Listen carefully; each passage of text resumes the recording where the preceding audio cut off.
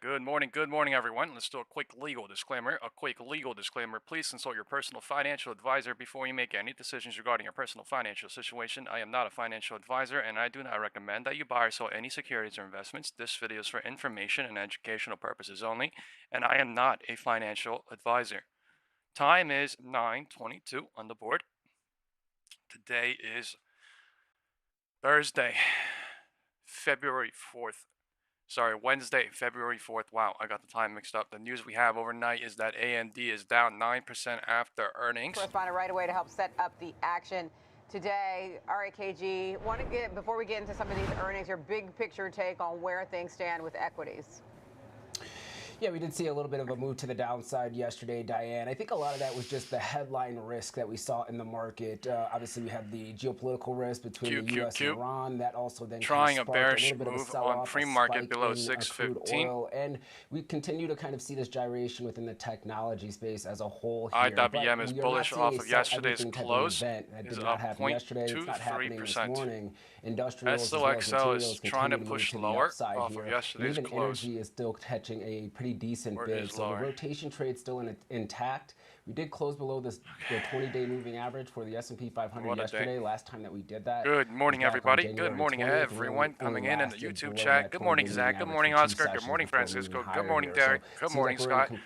Good morning, Harry. News flow once Good again, morning, everybody in the WhatsApp to the downside, and we are still seeing volatility actually edging up here. It's up to 17.75 right now, and I think we actually fare better when we have higher implied volatility open on going into AMD the market session rather than low 8K implied plus. volatility. So this might set up a little bit better for the bulls this morning than I can't believe we are sub 220. Okay. I was worried it wasn't going to go sub 230. Looks like a solid quarter to me. For sure moved 9% though. Curious to know your thoughts, your takeaways. Expect that earnings move. Crazy ass move. Yeah, we are seeing the shares down about 9%. So they did beat both on the top and bottom line, and their guidance actually did exceed the street's expectations. But I think the factor that they actually did include some of the China sales within this current report, as well as their guidance moving forward. Some analysts did not actually have that within their expectations. So if you strip out China, they actually did come in lower than the street's expectations by some benchmarks here, which is kind of creating a little bit of pressure to the downside. Revenue came in at 10.27 billion. Street was looking for 9.67 billion, and the adjusted earnings per share came in at $1.53. Street was looking for $1.32. We saw revenue growth of around 34% on a year-over-year basis. When you're looking at their data center revenue mix here, they did grow revenue by 39% within the data center side, and you did see actually a beat on the gaming portion of their business as well. So I think there was a high bar going into this. Obviously, the stock is trading at a pretty expensive or a high premium at this point in time. That's a buy the rumor, sell the news type of an event. And I think their guidance moving forward, once again, kind of missed the whisper of the street when it comes to their expectations, especially since China sales are now being included. So we are seeing AI data center spend and their AI business continuing to ramp up, but I think it was actually a little bit lighter than the street's expectations. All right, and let's get into these results from Super Micro. It's being rewarded this morning with a gain right now off the back of its quarterly results. A big gain right now, up 10%. What's your takeaways here? Yeah, a lot of volatility when we see this company report. We know that they've had some issues.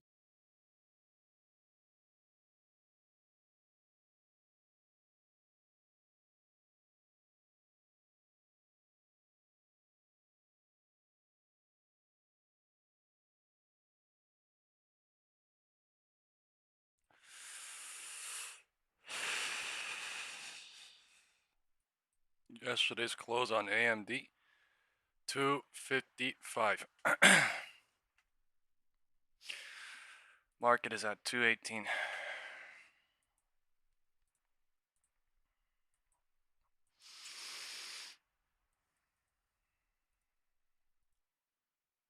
QQQ trying to rise up. Oh, please open. Holy I've been waiting since 7 a.m. in the morning.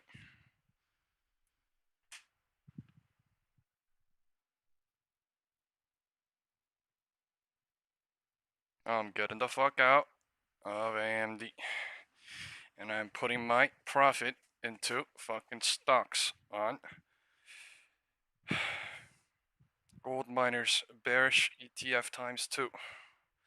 Holy fuck, AMD 217, I'm about to freak the fuck out. Please let me out market. I went in for $5.50. My simulated open is at $15 right now. I'm about to make $1,000 per contract.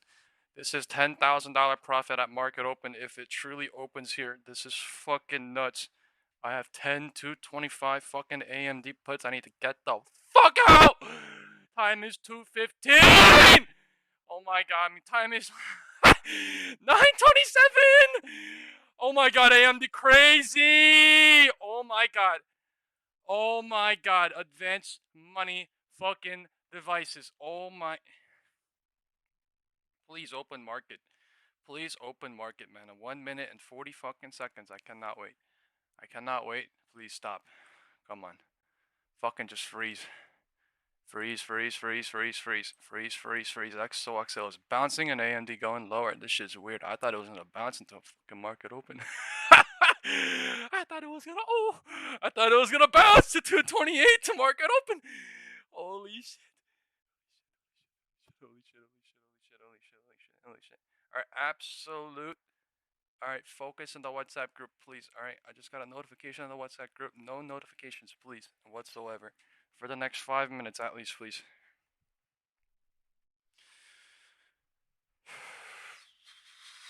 AMD is down 11% right now. This shit is historical as fuck. Never have I seen something down 11%. Never have I seen AMD down 11% and have I been a part of it fucking fully. This is fucking nuts.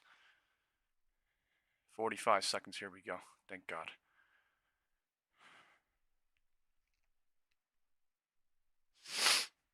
God bless America.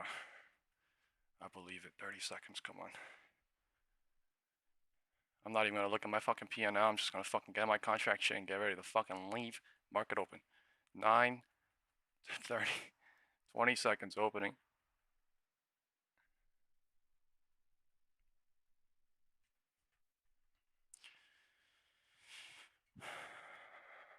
They're fucking the AMD calls. I'm gonna show the AMD options chain that closed yesterday 4 p.m. after this shit.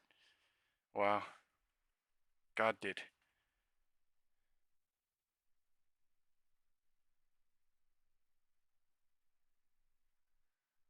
I'm out. I don't care.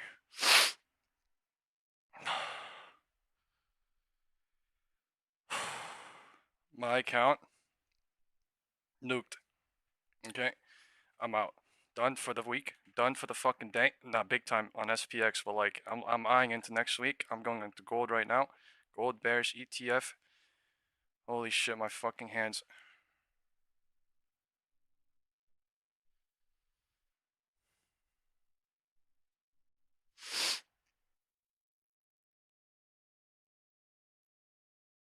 Let's go. Oh! Okay. I'm in dust now. Gold miners bear 2 times ETF. Holy fuck. Let's go! AMD, oh my god. Dude, I didn't even get a good sale on AMD. I don't even give a fuck. I left every contract for $1,200. 220 fucking 5 puts. My fucking hands are shaking.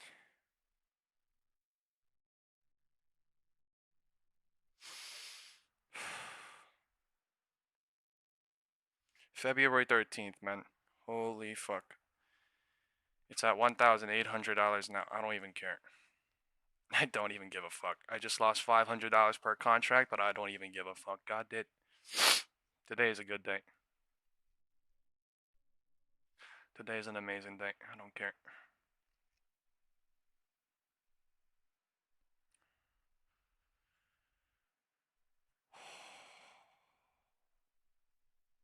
Wow. Oh my god. 10,000 fucking dollars. Oh my god. Let's fucking go.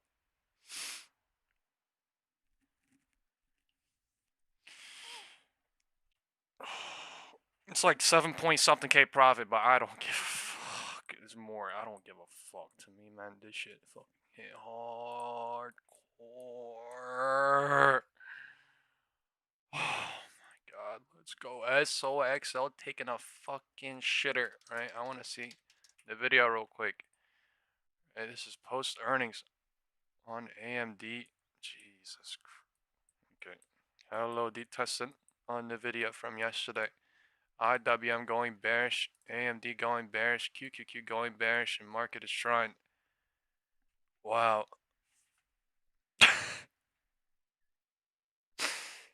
Look at AMD right now. Oh my god. I've never seen this in my life. I just got this move on AMD, man. I've never in my life, this has never happened before in history. Okay, going back to 2023, 2020, 2021, 2020, 2019. Okay, the last time this shit happened was in literally COVID. 56 to 40 or some shit. Last time this shit last time this shit happened was in COVID, man. This big ass drop. I don't give a fuck what anyone says. This is the biggest fucking drop we've ever seen in my life on AMD. I called my mother, who's out of state, at 8 in the morning, right? And I was hoping to God I leave at here 2:20ish, man. I was hoping to God I leave at 2:20. This is God bless, but at this point, they do what they do, right? At this point, they do what they do. All right, IWM is trying bearish. Let's just calm down now. Everything's good. God, dude, everything's good. Everything's good now. All right, we're gonna look at the fucking calls they just killed on AMD, man.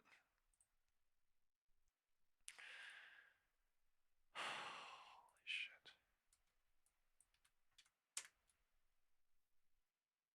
All right, this we have. I'm sorry, but we're gonna watch it because this is historical. This is historical. All right, market is bouncing. All right, QQQ is trying to curl up. IWM is IWMing. All right, let's just calm down for 1 second. I got so lucky though, I can't lie. It's not even fucking loading. This shit is not even loading. Everyone's probably on this shit probably. It's crashed right now. It won't even load AMD. It won't even load AMD right now, brothers and gents and ladies and gentlemen.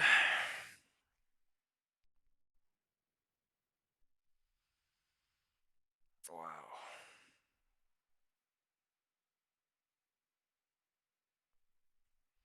Alright, well, I'm gonna make a quick phone call. 1 second. Am I capping? Nah.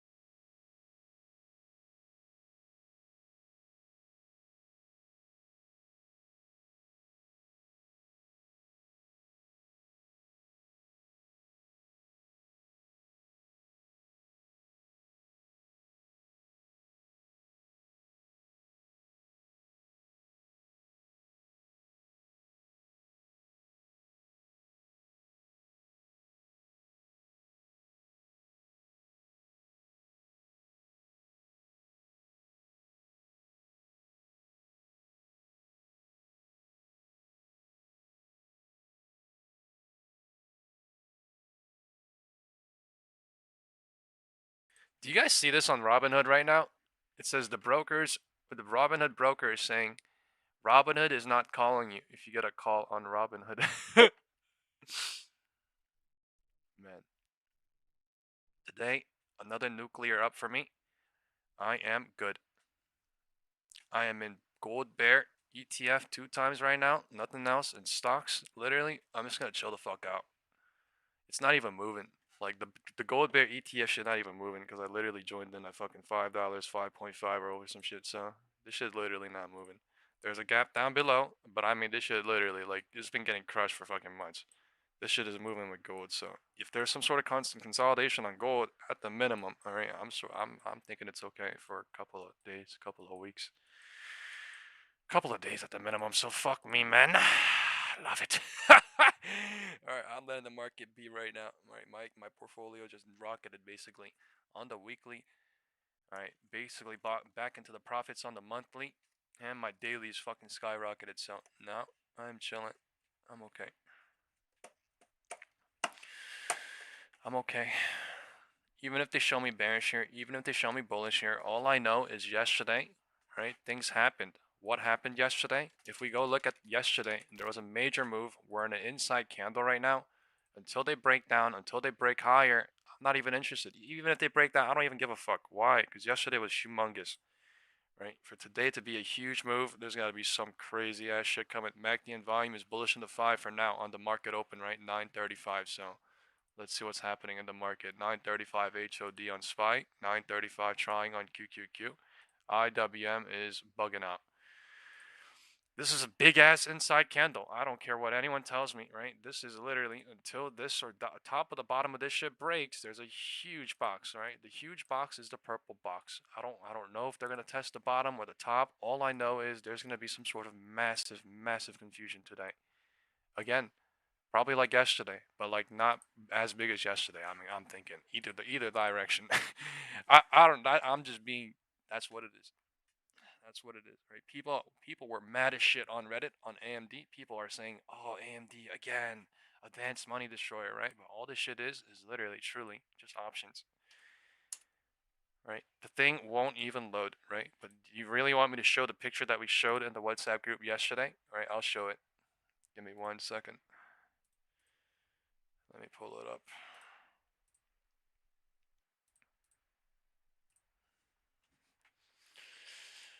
Oh, fuck. Sorry about that. I will show the options that we showed on AMD yesterday at 4 p.m. close, at market close, man.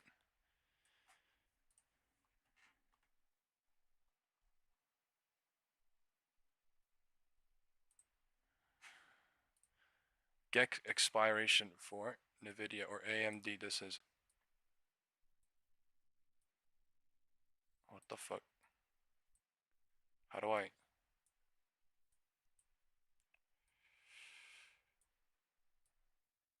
You see all those calls on AMD? They got fucked over so hard. That's just what happened in life. Right? All those calls, they fucked over, and all those calls were retail basically, mostly on Reddit, online too. Not mostly, but like a lot of it was helped by the momentum of online sensation. And right, they destroyed AMD calls, right? What did they do the day before, right? There were a fuck ton of calls on SPX, right? They literally destroyed it. All right, what happened into yesterday? There's a fuck ton of puts now on SPX, right? I'm expecting some sort of consolidation tomorrow or today, right? There's a massive amount of puts on NVIDIA, and they're going even lower. What are they doing? They're getting even more bears tempted, right? At yesterday's low. Imagine that fucking red line fucking doubled now, right? That's a fucking max temptation at its finest in the 3/3 is what I call it, right? I have no fucking care about what the fuck they do on SPX or NVIDIA right now. I need them to fucking cycle. I need them to figure some shit out. I need them to show some bullish at the minimum, even if I'm gonna fucking think about downside, because I don't give a fuck. The AMD, they were showing super bullish and they crushed it. So, I mean, all I can say is it happened, right? So if it happened, I'm glad it happened. Market is cycling, baby! We back! We back! Let's go watch the news. Shit. Today is a beautiful day. Today's a slow day, right? Nothing's running away. Nothing's going up or down fucking big. It's just actually cycling right at 4 p.m. close. QQQ showed bearish into, right? Open. It's showing still bearish on QQQ somehow. Below the pink line, probably. That's why looking bearish. IWM is bullish. It's above the 4 p.m. close. Everything makes sense logically. SOXL had a little lower down, and then some shit going on. Gold is rising. Or gold bear ETF, sorry. AMD is at the floor, man. 213, right where I left. I don't care. They showed 210. That was great, right? Every contract probably went for 2K, and the last time I saw it was at 1.7. But like, I give a shit. I left at 1.2, $1,200 per contract. I don't give a fuck. I don't give a fuck. I'm not playing in the 3/3, right? 3/3 happens mad fast, right? Well, how do I know the 3/3 didn't stop in the pre-market, and then 9:30 open was literally the 3/3, right? I don't know.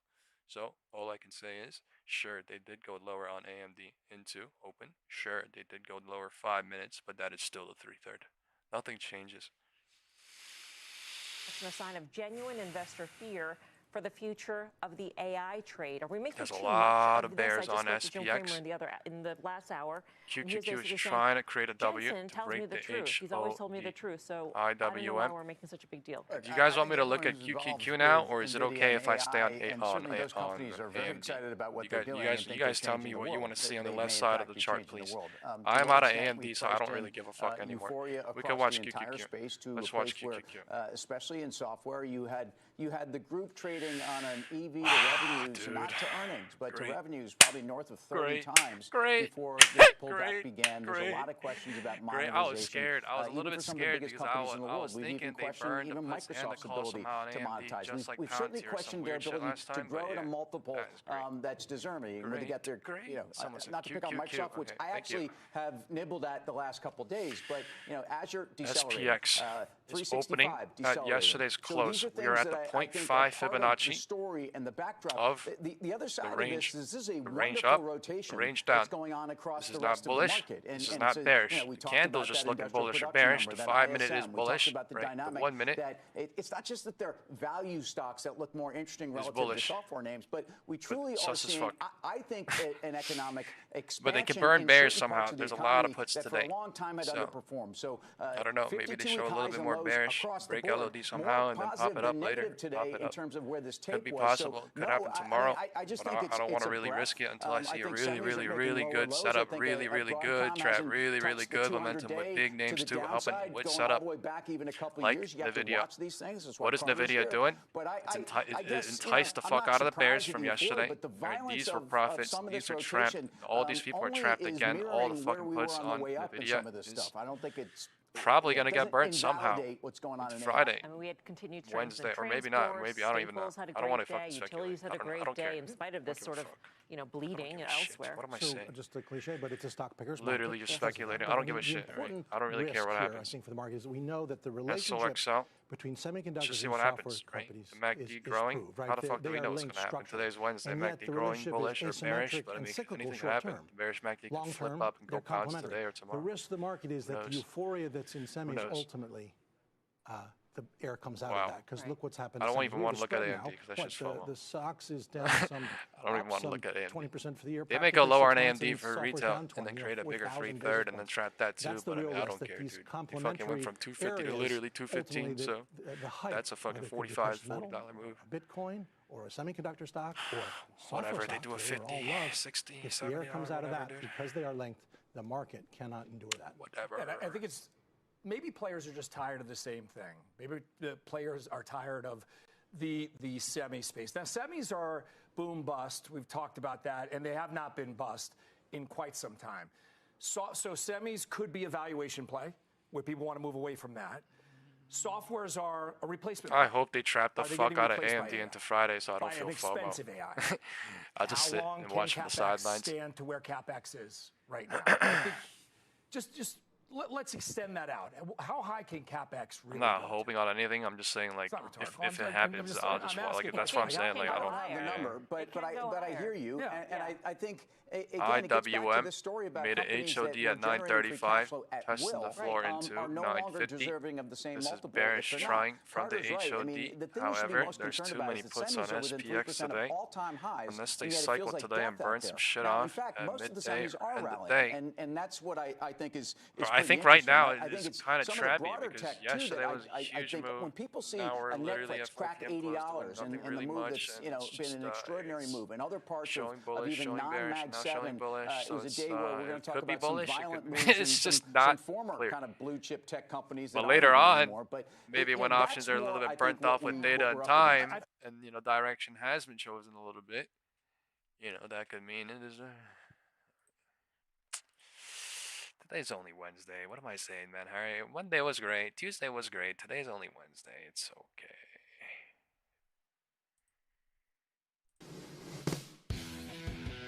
Hell nah. In that fund, with the exception of Palantir, which reported a terrific quarter today, were obliterated, laid to waste. The top 10, including Palantir, are all familiar names. Listen to this. I can't call this bearish or bullish. This is just trappy as fuck. I can't Candle-ish. Oracle down 3%. Now bullish. Down 11%. Candle-ish. Hey, I like my taxes with I don't really think it's bearish, to be honest, because of the fucking amount of push. So, I mean, I don't want to say it's bullish based on that. However, MACD on volume on the 1 and the 5 is continuing up. QQQ isn't breaking the roof. There's a divergence at the roof. Down 7%. What do we do with this list? Are the declines overdone? Or are all of these enterprise software plays about to be rendered obsolete thanks to our artificial intelligence? As usually, it's a little more nuanced. I'm of two minds here. One is to say we ought to take advantage of their sale to pick at the other tech stocks 20 minutes, that are being 9:30 to dragged down by the 9:50. blunt force Bulls are in instrument that control. is this ETF. For On example, SPY. what we did today, we bought CrowdStrike for the Travel Trust. Trying to This fake is a LOD. cybersecurity company.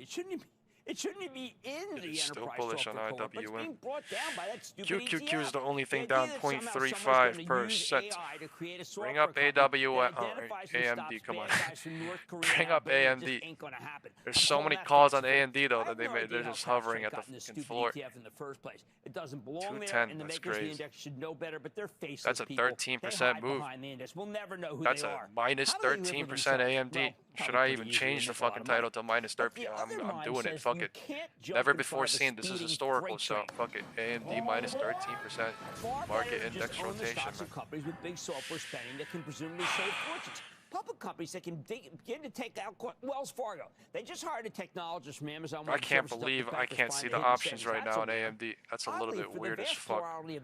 I can see everything but AMD. There have been, but I haven't seen them. Any There's this big shit bugged estimate out. I cuts. don't know. What's happening is simply that their price to earnings multiples are shrinking. Something I painstakingly explain in the chapter about shrinking price to earnings multiples and how to make money. This is what I need intraday. Paying less and less for these I can earnings. watch And the earnings aren't going SPX away, shit they're just paying less live. for them because that's what you do when you're I worried watched the about SPX the in another way. The problem with a shrinking price to earnings multiple is that you don't What know was that how low noise? it can Was that go. the- Will Salesforce trade down to 14? How What about was that 13? noise, How about 12 times earnings? I have no idea. Same with Workday, Roper Technologies. Used to be a hardware company. Now it's All a right, collection I'm of gonna ho-hum send the enterprise SPX software put to call businesses. ratio How can right they now do that to in themselves? the group chat. Many of these software stocks have almost no natural defenses, little to no dividends, and not much in the way of buybacks. They're poor little lambs who have lost Wow, their there's a way. fuck ton of calls now too. What the fuck? One more thought.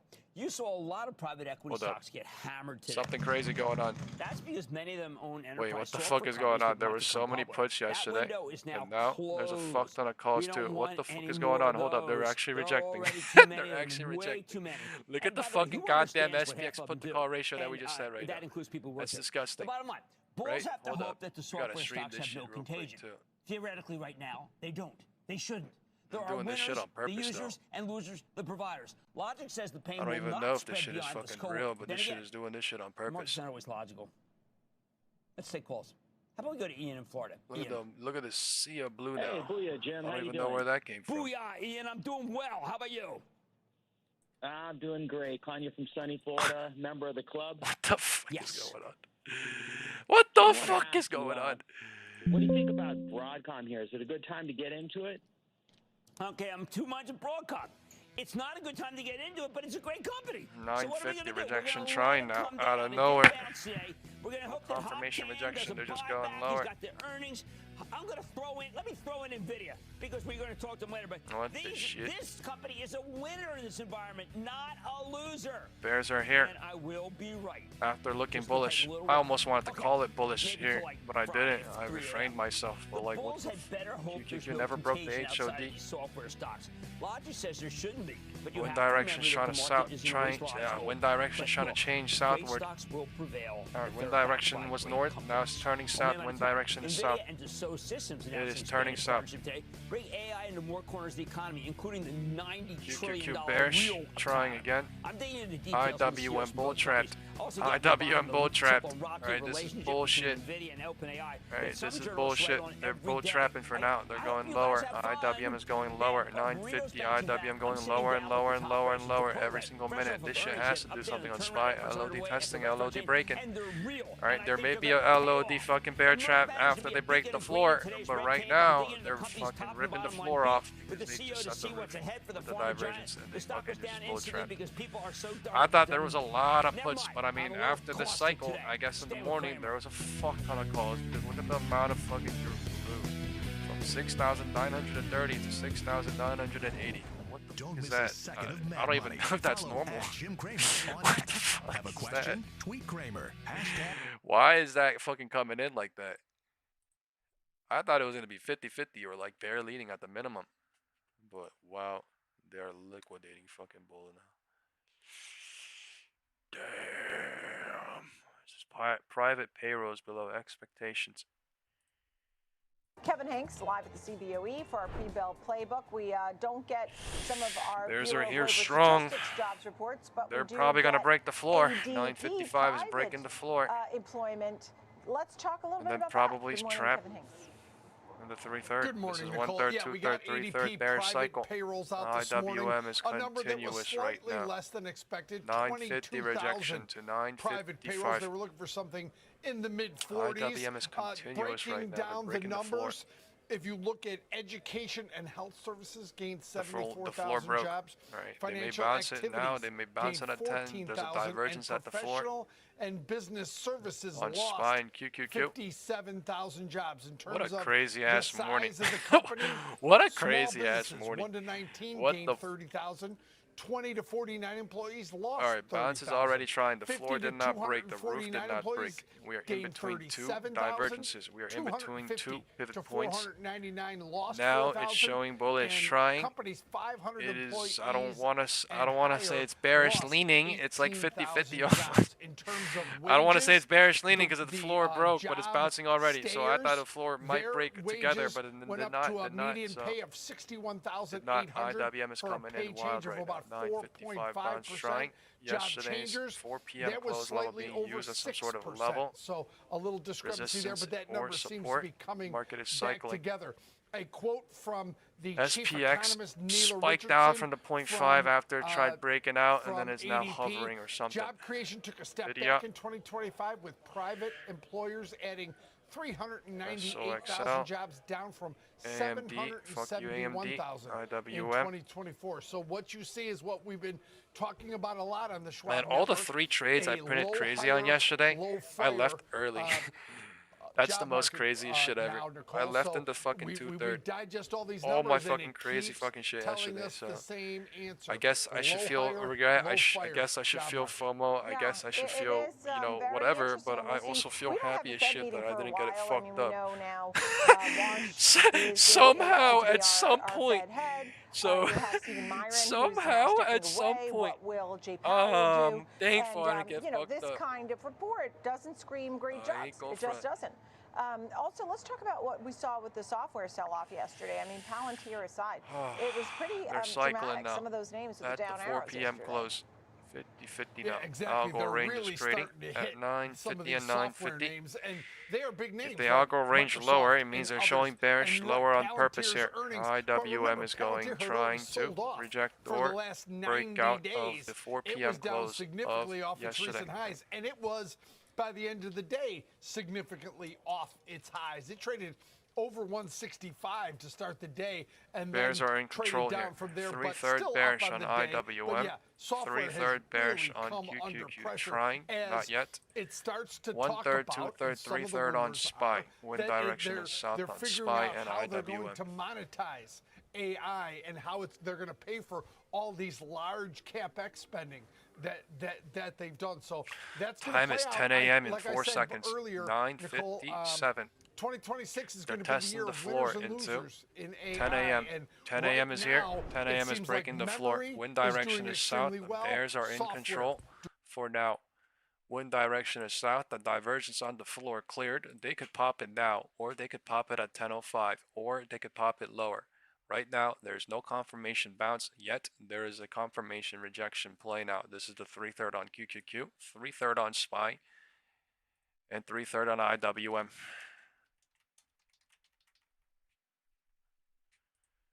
One-third, two-third, three-third. 9:45 divergence on the roof on SPY and QQQ. So market index divergence. IWM HOD 935 LOD 10 a.m. for now. So market index divergence, right? What the live stream says, right?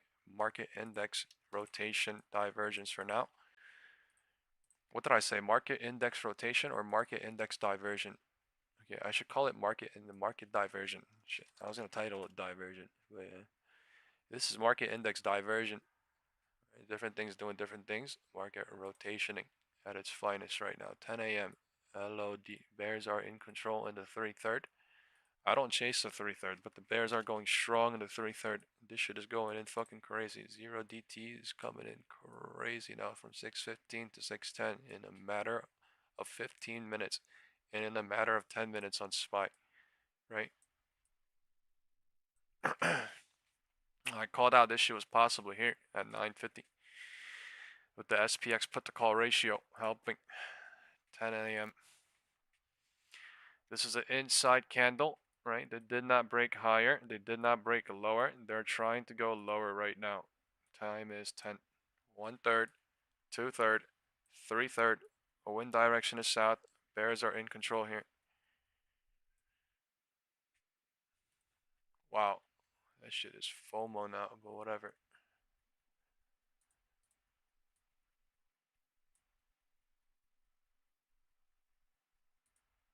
Well, wind direction was south. Let's see what they do now.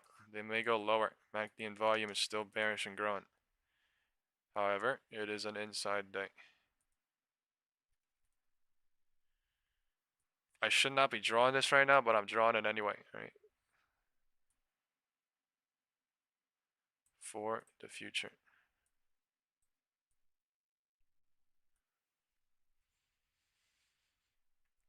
QQQ completely bearish below the pink line again. Alright, we are at the 4 p.m. close of yesterday on QQQ, I think. No, what is this? I don't even know what line this is. Alright, we are at 609, breaking yesterday's low on QQQ. Alright, IWM, bull trapping.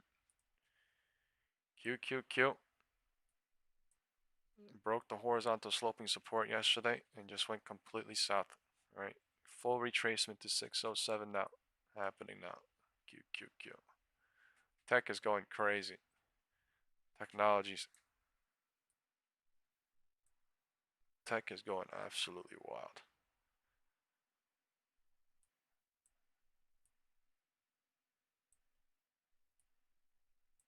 Huge. Bears are in full control, huh? I did not join, but like I literally expected this, but like that's fucking nuts, man. Every fucking day. That's fucking nuts now. Wow. Big moves are doing. Big fucking moves are doing. Every day now. Look at this crazy ass move coming in. Crazy ass move.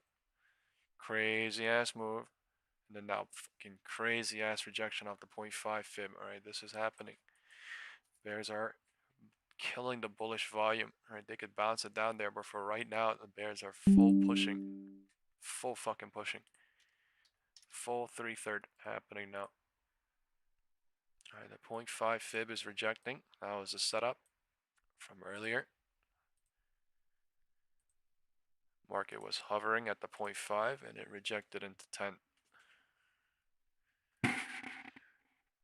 Insane. Alright, they're showing bearish. Wind direction is south. They're bearish.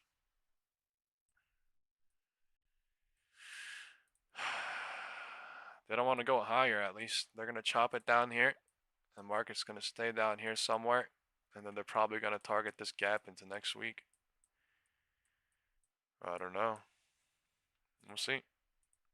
QQQ is full bearish right now. No stopping it. Time is 10:05 here in 45 seconds. And it looks like they want to even go lower into 10:05. 10 past, right? Completely. Every single candle. 10:05 is here in 38 seconds. 10:03. 1/3, 2/3, 3/3. Every single fucking candle, just liquidation candle. MACD and volume crazy. Look at that though. The bears are actually crazy strong into this move. Into this move. Q, Q, Q.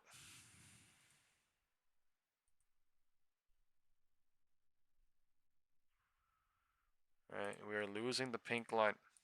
Understand what's going on before it's too late. Alright, QQQ is losing the pink line right now. Alright. Actually dumping. 609 already touched. 609 already passed. Alright, 605 is next. This shit is actually turning so bloody. Alright, bounce coming. This shit is turning. I was gonna say it was turning so fucking bloody on QQQ. Like, at some point.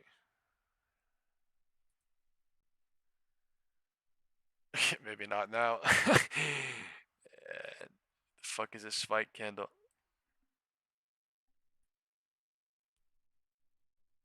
Spike and push lower. So 10 bouncing into 10:05.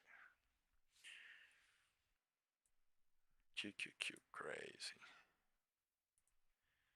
Divergence at the roof. On all major indexes. IWM, SPY, QQQ. Every one of them.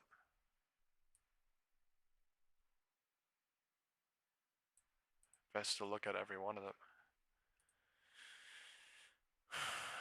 Went lower into 10 on IWM too. Full out 1/3, 2/3, 3/3 on IWM playing out as well. Today's high on IWM shown as the 3/3 of the low of, looks like, yesterday, right? Yeah, yesterday. 2 p.m. push up. If anybody remembers what happened from 2 to 4. I do. Because I was in it. Fucking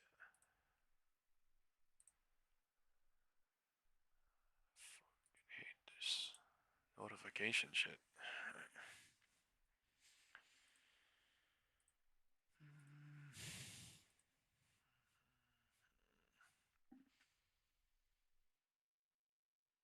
It's a beautiful world. Oh, is it a dancing queen?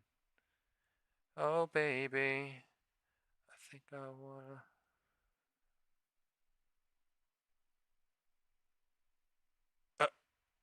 People are like, probably, what the fuck? Let me sing. Alright, let me sing a little bit. Tesla and Waymo executives testifying on self-driving cars. Don't care. I want to see the market open.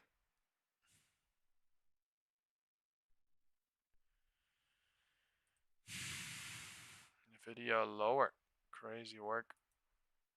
I almost went along the video, but this shit is so fucking bearish. 177. What the fuck? I hope they bounce in a week and a half, man. I'm feeling FOMO on AMD. What the fuck? Let's bring in our next guest. We rely on him a lot for his insight and expertise on almost everything AI related. It's good to have Cycle is building here. Okay. 10 no bounce to 10:05. Right, according to Jensen Wong, but friction, no? Definitely friction. I think OpenAI and NVIDIA, without a doubt, need each other. Both have Google breathing behind their necks, right? You have OpenAI and Google competing for the model. You have NVIDIA and Google competing for the hardware. The way to beat Google is to team up, and that's why we're seeing these big deals, the $100 billion intent to invest. But that being said, there is without a doubt friction. I believe the reports that Jensen is saying privately that he has some concerns about the way that OpenAI is doing business, and of course he would, because ultimately he made this big deal with OpenAI. Is it when the OpenAI look was in the your leader. eyes? Oh, Is it the dancing queen? Do you have issues with the way Oh, that OpenAI is baby. doing business in some respects? Think I wanna marry There are you. legitimate concerns on Jensen Huang's part. Are they valid? Are there things to be concerned about? I don't want to make a mountain out of a molehill. I would say this. Market OpenAI is got a head start cycling, ahead of market everybody. is cycling. It built Where's ChatGPT off Bitcoin? of effectively publicly Where available is infrastructure, an architecture that even Google published, At and they were able to exploit that. There was, without a doubt, You know, going to be a 74,000 moment is where the MSTR's competition was gonna come average in. price. The competition Bulls are is trying in. right now. Into So 10, the fact that the competition has made it Cycle to me is not an trying to indictment build on OpenAI, bullish. but there is pressure on what that company is going to do next. So, if nothing else, this Maybe raises the the 1 hour point. I think we stops. I talked mean, a the little 1 bit hour about stops in this 50 yesterday. minutes.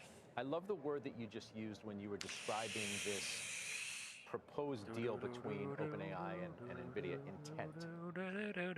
IWM is bouncing Go down off of 10. when incidents like this happen is because That's a fact. the market in many respects IWM has is actually assumed cycling commitment. bullish. SPY is When at the following. end It of the looks like the day, bulls this are in is control here intent. in the 3/3 small Intent doesn't cycle. always lead to commitment. Small We cycle. almost need it to justify That's where already these 10-10. stocks have traded So and what, the maybe benefit one of or the two doubt more that candles. investors have given, no? This shit's already to Oh, 0.5 fib absolutely. And by from the way, that's the biggest change the I've seen morning in drop. Jensen's language.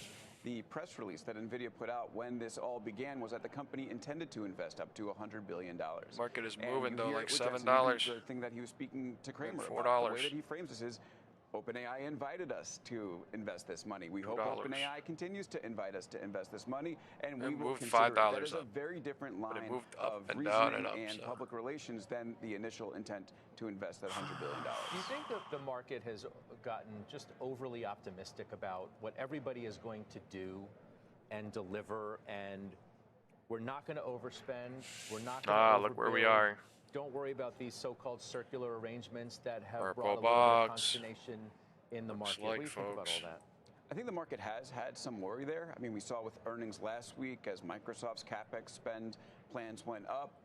The market didn't react very well to that. So I think we're hitting reality in a way. Maybe we do But chop overall, here. I would agree with you that there has been this This belief shit that might- AI is going this to shit might work be out nasty as these companies because say. of this. It And might we're seeing the bounce, software it today. might There's chop, so it might go much up stuff and that down has and come not been back, go figured up, out or yet. it might There's come so much back down or some shit. unpredictability and But this is a uncertainty support. across the entire Resistance. AI world, the chip makers, the or down. foundational model builders, the software companies. There's nothing here. Nobody knows where other this is than that. going. You speak with them, they're not sure IWM who's going to make previous the most 4 profit, p.m. where the close, I benefit guess, is going to be, too. how it's going to disrupt certain industries. Q. And it's very, very difficult for the market Previous to predict low that. today, And it's I made guess. an attempt, but we're just going to continue to see this readjustment over and over again, and hence the volatility and the up and downs that we're seeing today. We're making some, many multi-trillion-dollar bets in many respects, and we're Previous day, seeing LOD. market caps of stocks go up by many hundreds of billions of dollars on the belief that all of this is going to work out. And unfortunately, we're not going to really have the answers. 3/3 bear anytime cycle getting soon. trapped We're from going to have 10. to see how a lot of this plays out. That's correct. I literally called out from 10 to somewhere 10 to 10:05 they could do it, and it looked like they were going to go to 10:05, right? 10:03, and then they said nope, 10:02. To complete it. Last minute But of 10. yet the market says, okay, you're not doing great in 10:05 AI, and down 10:05 10%. bounce With to Meta, 10:10, do and we now have personal super intelligence yet? cycle Not is anywhere bounced from close. 10, and But the people are market like, oh sees some shit, numbers this shit it likes, reverted up up 10%. 50, 60%, And I and just now think we're going to be stuck in this cycle for at least the That's next literally year, the whole where the factor. market That's is the going to cycle. see little signals and make big decisions based off of it, where they don't fully that's tell what we're the talking about, entire the story. cycle and the whole factor that comes into this thing. What is this?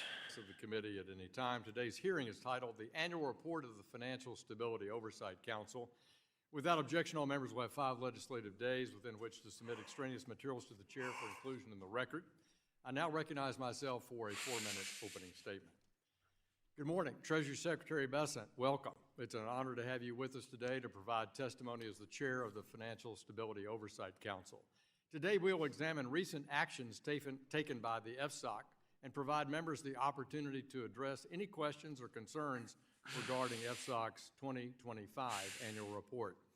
As the 2025 annual report makes clear, economic growth is essential for financial stability. In a growing economy with rising incomes,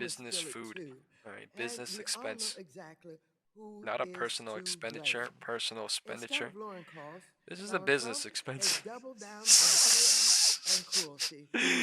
I'm fucking growling more already freedom in to my Wall stomach Street. thinking about For food. example, I'll shut up about instead of food. directing the Financial Stability Oversight Council to address threats to our economy, Mr. Secretary, it appears that using it to do the exact opposite and deregulate Wall Street. While Trump claims he wants to cap credit card interest rates, his administration has repealed rules that curbed excessive credit card late fees and shuttered the Consumer Financial Protection Bureau, the very agency that returned $21 billion to Americans after they were ripped off. In fact, Trump's team has dismissed enforcement actions against predatory firms, even after they admitted to defrauding consumers. Why? Could it be because they gave to Trump's campaign or brought his crypto Could coins? it be? Or Could it this president be? is not on the side of the American consumer She and sounds like never Beatles. has been. It does not stop there. Right now, Trump's Justice Department is conducting a baseless criminal investigation into Jerome Powell to bully the Federal Reserve. Magazine volume is bullish, but it's deciding whether to be used to go test LOD. Republicans have looked the Bears other are way, coming while consumer protection in the were 2/3, gutted. coming into the Instead 3/3. of offering solutions to help families, they have protected corporate profits. Under this administration, billionaires are winning and hardworking The Americans volume is are bullish. losing. We're However, the seeing candles this and the movie cycle and the before. time confirmation The is trying same here blind loyalty and to go deregulation bearish led directly with the bullish MACD. to the 2008 financial crisis when millions of We'll Americans see, man. lost their jobs, their homes, and their savings, all while Wall Street walked away with bonuses.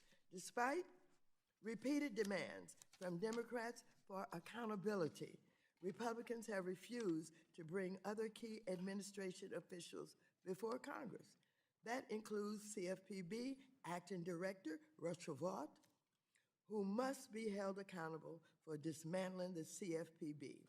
This includes FHA Director and Bill Pulte, who has unlawfully installed himself and his staff on the board of Fannie and Freddie, weaponized mortgage data to try to attack Trump's political enemies, and who is incompetently pushing just plain dumb housing policies like a 50-year mortgage.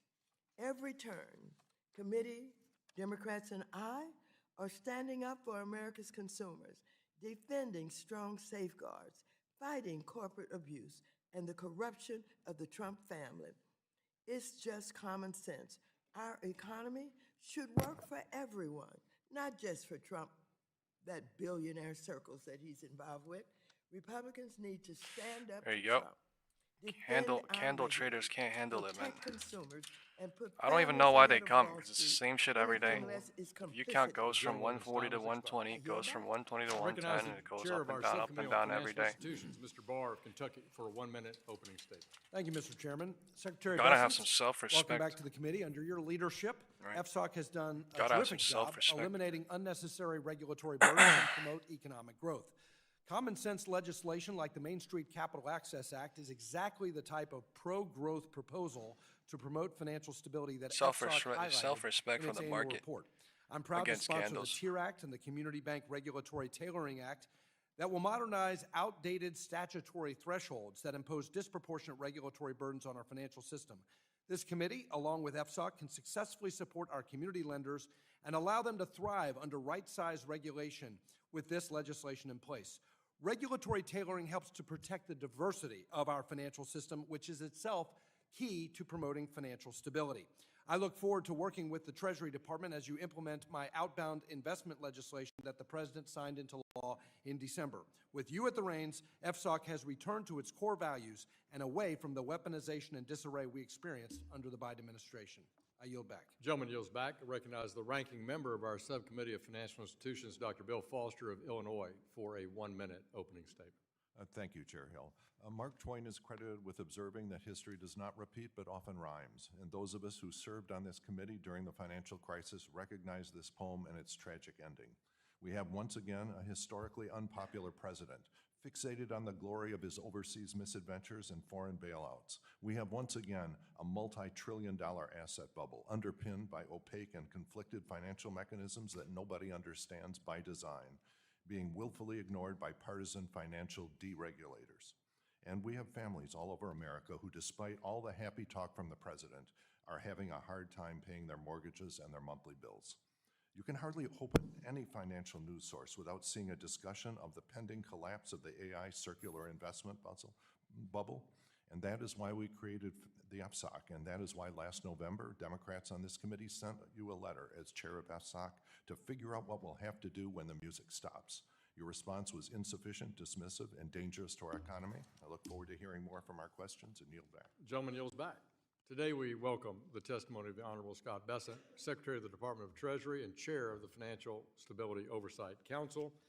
Secretary Bessent, we thank you for taking time to join us today. We'll be recognized for 5 minutes to give an oral presentation of your written testimony, and without objection, oh, sorry, my mic was muted. Will be made part of the record. I was trying to look at the 5-minute on my SPX, but my candle or my chart froze, so it looks like they're going bullish, extending the cycle higher. I don't know if my mic caught or not. It looks like it is for now. Financial Stability Oversight Council's 2025 annual report.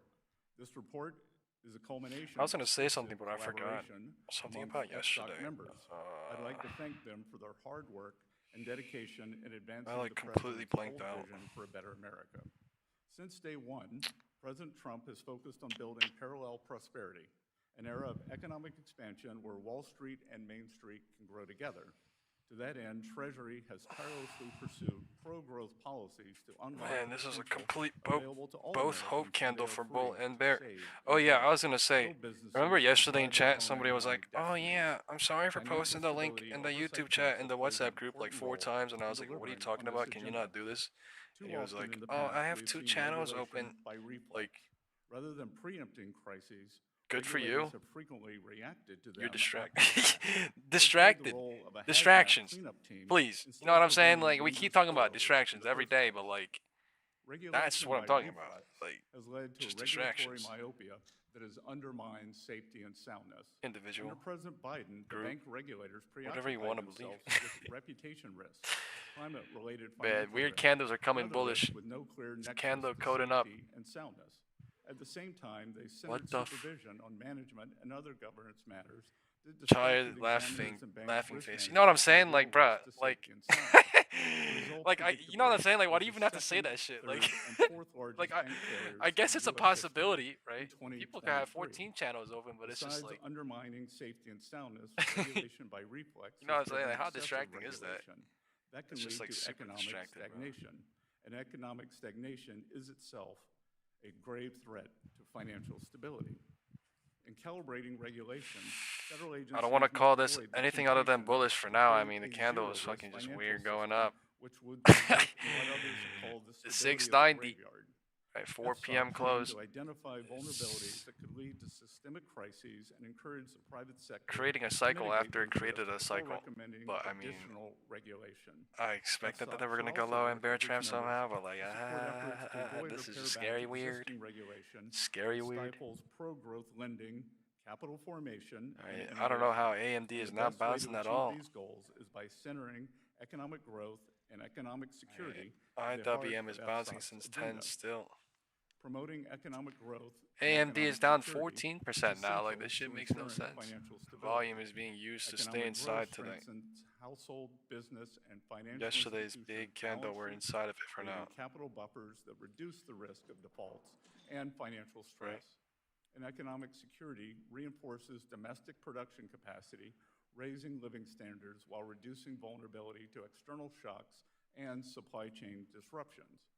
FSOC's annual report prioritizes economic growth and economic It's security. crazy. It accordingly, was showing with bearish specific focus or on puts four from policy yesterday, areas: and they cooked it. Treasury markets, And then it was showing cybersecurity, bullish, and they cooked regulatory it. modernization, And then it was showing and bearish, AI. and they cooked it. First, Now it's showing bullish. that the U.S. Treasury market will be the Yo, most liquid in the world. this The thing Council is supporting at the efforts by member end of the day, agencies it's to strengthen chopping this right market where it against is. future Like shocks, at the end of the including day, committee interagency it's working burning group on both puts Treasury and market calls somehow. surveillance It's and channeling. Market resilience working So- group. Ongoing monitoring and Oh targeted my reforms lord. by individual agencies remain essential My dust is up. to financial stability. Yay. Second, the Council is taking action Dust. to protect our financial system from increasingly sophisticated cyber attacks. DUST. Nation-state actors and criminal groups continue to target our financial institutions and infrastructure. To address this risk, the Council is supporting expanded I love me information some sharing, dust. joint monitoring, and scenario-based exercises. Man, I'm And it okay is with the market emphasizing doing the what it's need for doing right now. regulated It's firms showing to manage above cyber risk 691. tied to Fuck it, third-party bro. service I'm okay with providers. it. Like at this Third, point, the Market cycling, right? There was a lot of push yesterday. I don't even, that was one DT. Like there's probably a fuck ton, right? More than one DT, and there's a fucking lot of one DT calls now. So I'm okay. Right? Market is crazy channeling right now. Small and community banks.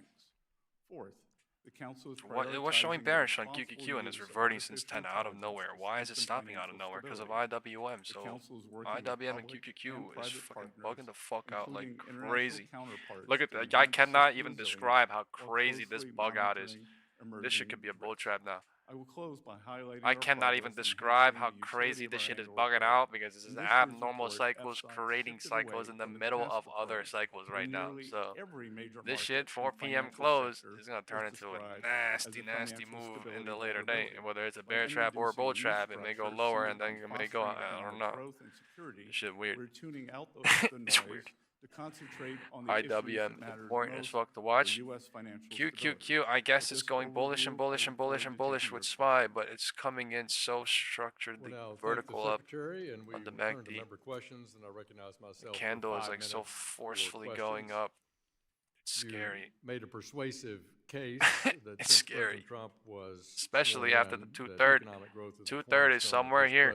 And you why? Because they made it look like this was a 2/3, and then this turned into 2/3 turned into the 3/3 turned into the 2/3. So you understand what I'm saying here?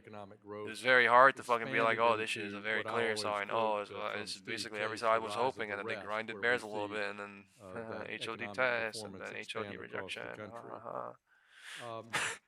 We share that commitment. All I'm saying is when direction is still south until 950 breaks, there's a divergence on the floor and the roof. Meaning both bears, right? Actually, there's only a divergence at the roof. There's no divergence at the floor. When direction is south on QQQ, SPY, and IWM. But they're at the roof now chopping, so I don't want to say statistically speaking when we chop, I don't want to be like, oh, divergence, but like they're both.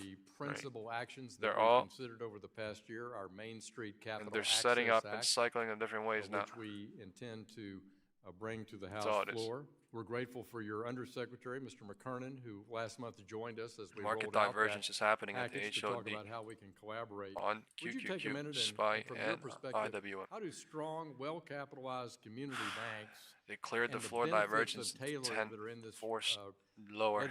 Proposal I help call accomplish faster economic growth and the rise of the rest? Chairman Hill, as I've said, it's Main Street's turn. And essential for Main Street's having its turn are the small and community banks. And I would note that thanks to onerous regulation, and as you and I both say, community QQQ going bearish trying now, right? 1/3, 2/3, and 3/3 higher. 50% doing a fucking crazy cycle, unexpected almost on SPY and QQQ. Not during, since. SPY and QQQ trying to show bullish. No de novo banks created. They're doing like 1/3, 2/3, 3/3. We'll figure out what happens with this shit. They're showing bearish for now, but it doesn't mean they're gonna go break the LOD. That means they're gonna go somewhere here, maybe here, and then fucking show bearish. So weird. SPY's not going lower. It's confused. Someone is out here saying, bro, I don't want to show south yet. Infrastructure so participant in the market is saying north on SPY and QQQ. The MACD is cooked. And in roundtables, the MACD is fucking cooked. No matter what happens here, up or down, it's getting cooked. Volume's dying. MACD RSI in bull territory, going higher in the 1 minute. MACD RSI in bear territory in the 5 minute. Volume dying on the 5 minute bearish. Like it's all sides getting fucking all cooked. 1 minute and 5 minutes confusing as fuck for the move getting ready. What is the move? Let's find out soon. The second largest bank. IWM going lower. And so we may see a little bit of a pullback here. Time is 10:30, 1/3, 2/3 is building into the 3/3 on SPY and QQQ. Bears are trying to pull back. There's probably some sort of algo range at that 10, 20, 10, 10 level. I believe there is. I just did not draw it somewhere here. They're pulling somewhere here. Let's draw it right now. It was noted that banks under $10 billion in size. I can't even draw it. 1020. I can draw it. 1020. I have to draw it. The country, they make 60%. Of our 1 to 4 family. Understand what's going on before it's too late. And while banks of all sizes algo range playing out, this is bearish. 3/3 bearish is playing out. Bears are in control. If we want for a couple of more minutes, housing probably. supply, we find that it's really that local grassroots, public or privately IWM held helping community going bank lower. that helps lead that. 10, You 20 mentioned algo range is breaking de down. novos, and under Chairman Barr's leadership in our subcommittee, and on Testing again the with highs. bipartisan support, we've enhanced in the Main Street Capital Access Act ways we think that will speed up and make easier to get I don't both know why my deposit drawing isn't insurance, coming up on raise QQQ capital, and here. tell the story about having more dynamic de novo bank formations that, as you say, have been so slow. I should going up the slowly. last I'm up 15 like a couple of years. $100. Turning to digital assets, something that we've talked about quite a bit in the time remaining. Can you tell me your assessment Beautiful. of how the regulatory Look at process Dust too. is coming for the implementation? This shit is of the rising like Genius crazy. The Shit, I went in Genius at market Act is an open with my important profits. That's 5 point somewhere here, important piece somewhere of here, legislation 5.05, I for think it was. bringing back onto The second fucking candle at into the 9:35. US, This is the amazing. regulation, creation of God digital bless day, assets, man. and making This is the amazing. United States a national champion. The Genius Act and the stable coins that will be created with that could, in fact, be an important feature of financing the U.S. government. This is fucking beautiful. And we are moving with I can't fucking deliberate describe speed how beautiful. I'm to, going up right now with my round shit from out earlier. The profits that I put the in. House and the Senate's intention on that important, Thank you very much, Mr. important Secretary. piece of legislation. Appreciate your work. This shit and is leadership beautiful. there. I now recognize the ranking member of our committee, Mrs. Waters of California, for 5 minutes for questions. Thank you very much, Secretary. Yeah, look at this bitch right now. I'm about to fucking show it on the WhatsApp group.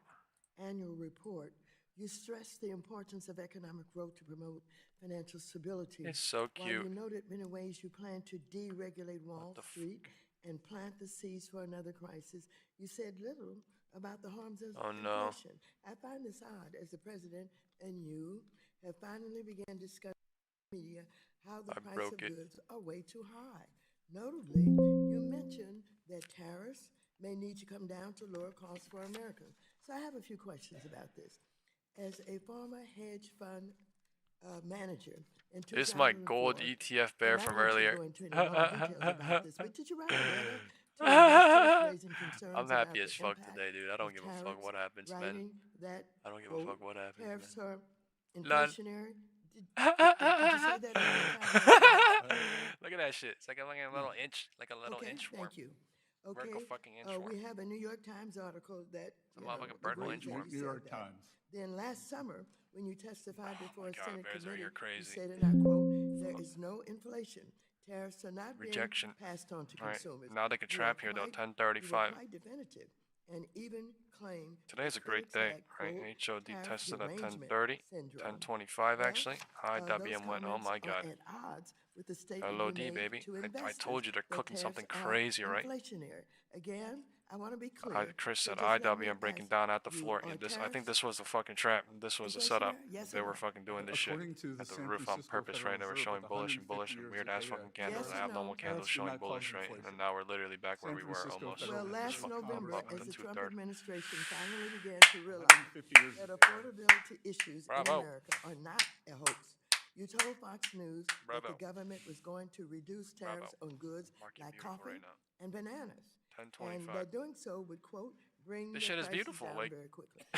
can't even be nicer than this. Why was that announcement even Can't even be nicer than this. If tariffs aren't inflationary, and as you and the president like to say, are paid for 3/3 bearish cycle. Let's see what happens here. By the foreign country, a tariff on coffee. Right, look at all the bullish magnet being used. I told you all this bull magnet being in danger of being used, right? Then extended the cycle, HOD tested, and then using it. Did raise prices across the board. That doesn't mean they're going to use it completely, but look at QQQ is showing the same thing. QQQ showing the same thing. Why would you even Right, the realest viewers, right? People that don't fucking channel hop and shit just on fucking candles. Remember that when I said this shit, it's like here when it was green, when it was green right here, the MACD growing up, and I was like, this is a weird cycle, a weird candle structure building. They could be using this shit to go lower, and they are right now. Bears are in control in the 3/3. Time is 10:35.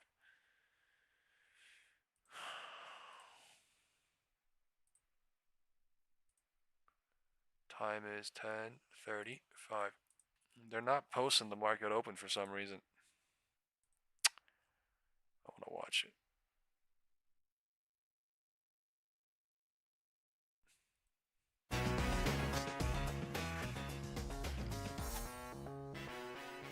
Welcome to Trader Talk, where we dish out the latest Wall Street buzz featured on Yahoo Finance, CNBC.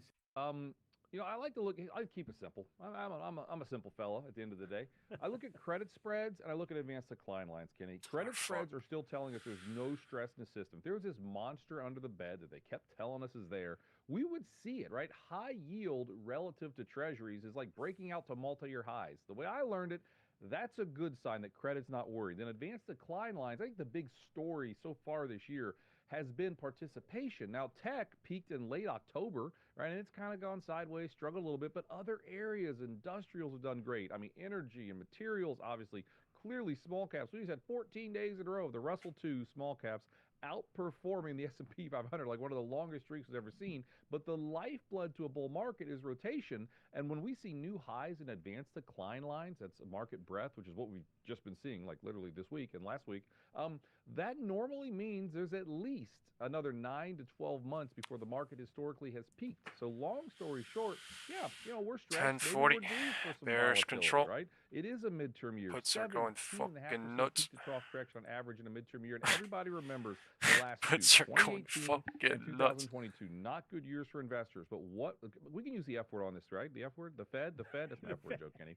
Figure you'd like that. Freeze you for a little bit. Anyway, but the Fed was hawkish in 18 and 22. They're not. We can talk more about the Fed if you want. The Fed is not hawkish now. That's a big difference between those last couple of midterm years that weren't great for investors. Well, I want you to do two things. First of all, Look yes, the I volume agree with coming you. in. If you've noticed, in the first 3 weeks of this year alone, the SMIDs, the small and mid caps, are up 9.2%. Way Look how ahead oversold of the the 1 S&P. week is, and it's coming back 0.5% since August. year to date. Now, the industrials, I It's been think, were up a It's couple been of 6 percent. months. Transports are up 4%. The equal weight S&P was up 4%. So, yes, SMIDs, to your point, are really breaking out and setting themselves up for what I think is also going to be a very good year for them. But I want you to explain one thing, because I think this is interesting, and I think some of the listeners may not be clear. So can you define Oh, my or dust explain to the listener on the when profits you that I say put in credit dust, man. spreads? Explain About to them what that 9.5 means fucking and thousand why dollars. they I'm up should- 8% why they now. should think about that. Yeah, there's a lot of ways to do this. I look at things like triple B spreads, right? Like Today's companies such that a are kinda, cool day, man.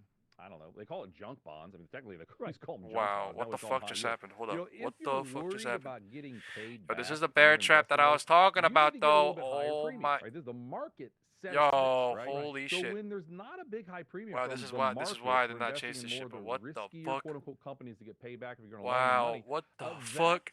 kind of what we're talking about when we're talking about credit spreads. Holy Again, I shit, like relative crazy things W like, coming the on S&P 500 QQQ relative and to small SPY, the caps, biggest and it's not. candle of the I day. mentioned it earlier, but if you look at like high Does that yield change the direction or what? relative to Oh treasuries, my think about god. when From what the hits the fan. fucking floor. Treasuries usually Sent do hoping. better. Well, high yield's Alright, usually not going to LOD do very well. floor testing. We're not seeing LOD that at all floor right now. hoping We're cycle seeing that creating. continued kind of appetite for risk, IWM I guess is bounced what I off would of call it. 1040 like nothing. And What I think that's the a real fuck? important factor. They One may more create an comment algo is range. last, like August of They may bounce. 2024, I don't know. when we had the We'll find carry out. trade unwind. This is April disgusting. of last Look at the year, when we had IWM one the third, big two near third, bear 3 third, market, 2 obviously around all day, Liberation Day. all day We long. looked at 1 these third, 2 things, third, and 3 third. honestly, Kenny, back then the credit spreads were not saying it's a monster in the bed. Even last April, in the middle of a This shit is virtual crazy. bear market, we weren't seeing credit blowing out, credit freaking out. It was stressed, yes, but it was saying this is more of a, kind of not. This isn't the first What domino the to fall is to going put the whole on? system Something down. about to That's move why crazy. I've done this for Either a the bulls are while, about to and come I've or the always bears said about to when come they crazy. say the bond market's the smartest people in the room. Everybody I'm not trapped 100% here. sure on that.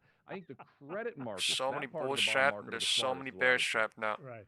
All right, so let's talk about your triple tailwinds, which are a dovish Insane. Fed, That's supportive insane. fiscal policy, and What the ongoing candle is that?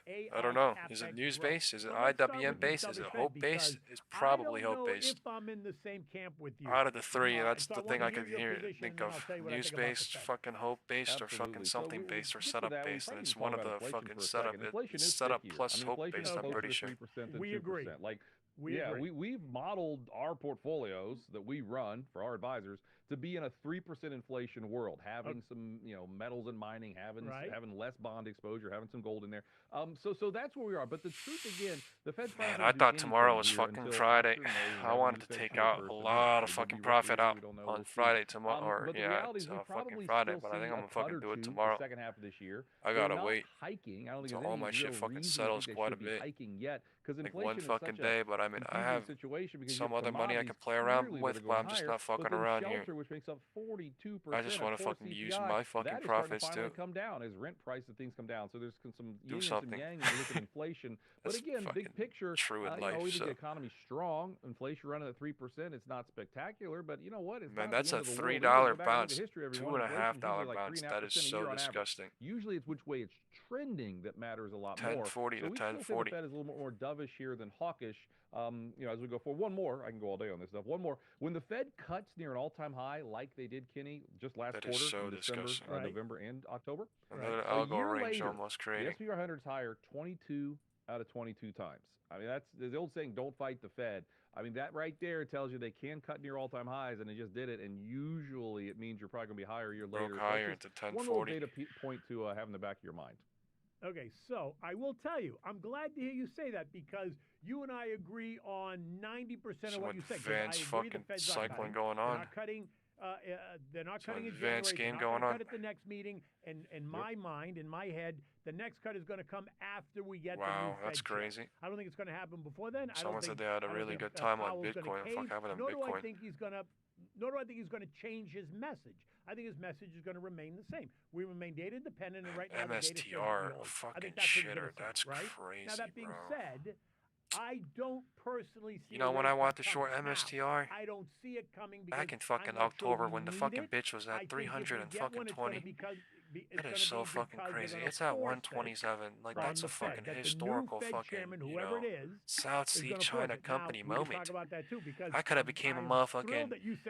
Oh my god! I've had my money on Rick Reeder since his name first came up as the dark horse in the race.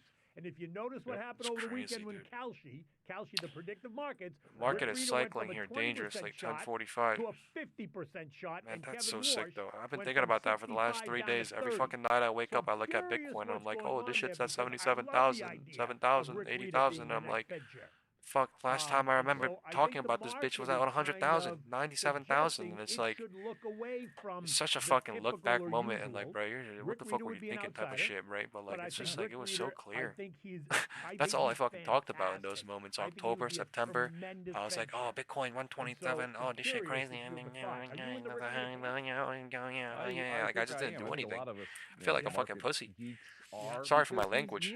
Right? Don't report me, please. Hopefully that's not, something I can get in trouble for, but like, seriously, I feel like such a wussy. Because all I did was talk about it, and I wasn't a doer. I was just a fucking talker. And then fucking just, watching it. Like, day, week, month, I guess. And he's a great communicator. So last time I ever remember talking about Bitcoin was literally with my mom, like October something. People are pretty darn boring. I mean, In November I forgot about. But she had to act a certain way. December I forgot about. January I forgot about. So I guess it's been 3 months. Part, I think Reader will be an excellent what happened in 3 months? Which the Fed needs to do that anymore. I don't want to look, but I have to look. It's just like a fucking, I have to look. I'm this or that. But let's be clear. What you just said. I'll wrap it up with this. The truth is, who gets to pick the next Fed chairperson? The president. There's probably like a little bit of a pressure to, you better cut a couple times a year just to keep your boss happy. And then once you get through that first year, then you know what, then you can go from there. I'm not saying it's right, I'm not saying it's wrong. I'm just saying it's kind of where we are. Okay, keep that thought for a minute. We're going to take a break and come right back. I've never seen such a thing. Okay, man, you know what's crazy? Everybody in the world thought it was going to go down here. Everybody in the world thought it was going to go down here. And then they deleted the monthly and the fucking monthlies forever. And the weeklies and the dailies forever. And just continuous. What is this? 160, 145, 140, 127. Like, what is MSTR delisting? Like, people are fucking terrified on fucking MSTR now. Just because, oh, it's at 97,000. Oh, this is the average price of MSTR. Oh, MSTR is a fucking shit show. Oh, now it's bad since it was good earlier. Like, dude, the news helps the fucking setup for sure. That's what I can say because this is what I see on MSTR. I see this bitch at 450.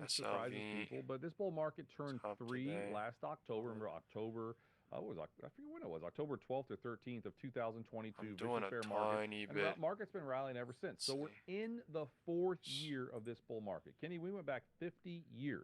We found 5 other bull markets that made it into their 4th year. There were some that were shorter, so but they kind of, expensive? flamed out fast. But once you get extended like this, get moving, I say markets are like, bull markets are like a cruise ship. Once they get moving, they're hard to slow down, they're hard to stop, they're really hard to turn around. Well, look at those other 5 bull markets that made it to this point, the last 50 years.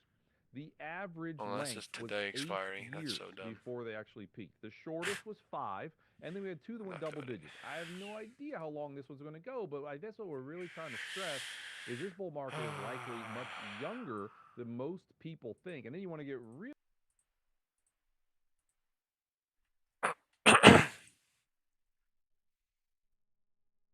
Bears are trying on SPY and IWM. Then it may bounce again, but it's trying for right now.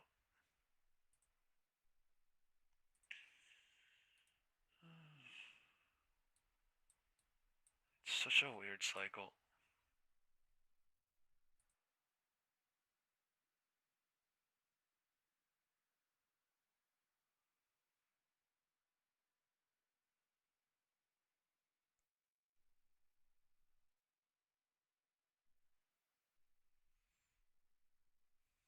SanDisk? What's SanDisk? You mean the South Sea China company? Right. Don't talk about SanDisk until we see a 6% or 9% drop on SanDisk. That day we can talk about SanDisk. Until then, don't talk about SanDisk. What's SanDisk? South Sea China company? Probably.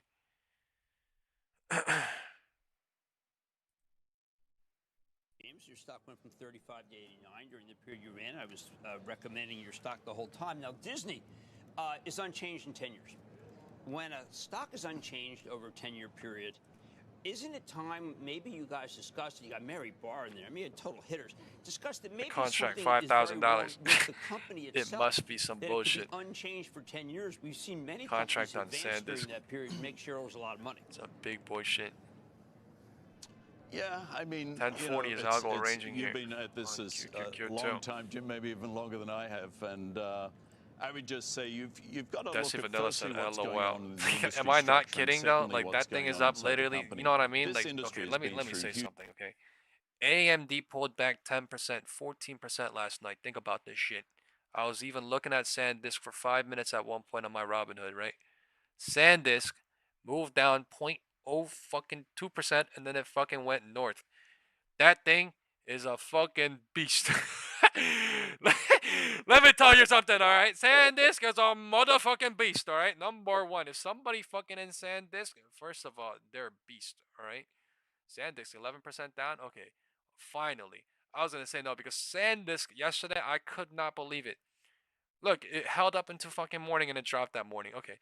SanDisk yesterday, I swear to fucking Bob, it was at 696. I saw the thing go to 697 and it was at 693. So I was like, dude, this thing this thing on a mission, but it looks like SanDisk is down 10% today, right?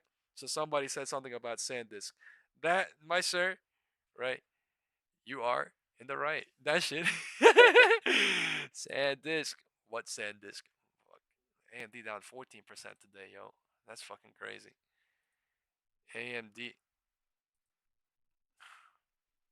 is down 14.25% today. Alright, 14.25% today. Alright, please tell your kids, hey kids, right? Back in my days, when AMD was at the highs, and that motherfucking beep dropped 14.5%, I was at BESTSPY live trading, watching the charts, understanding what the hell is going on, because this market on a goddamn mission. This market's on some crazy shit, all right? Of AI, What the fuck? We talking about 14.5% of the market down nothing. Relationship with OpenAI.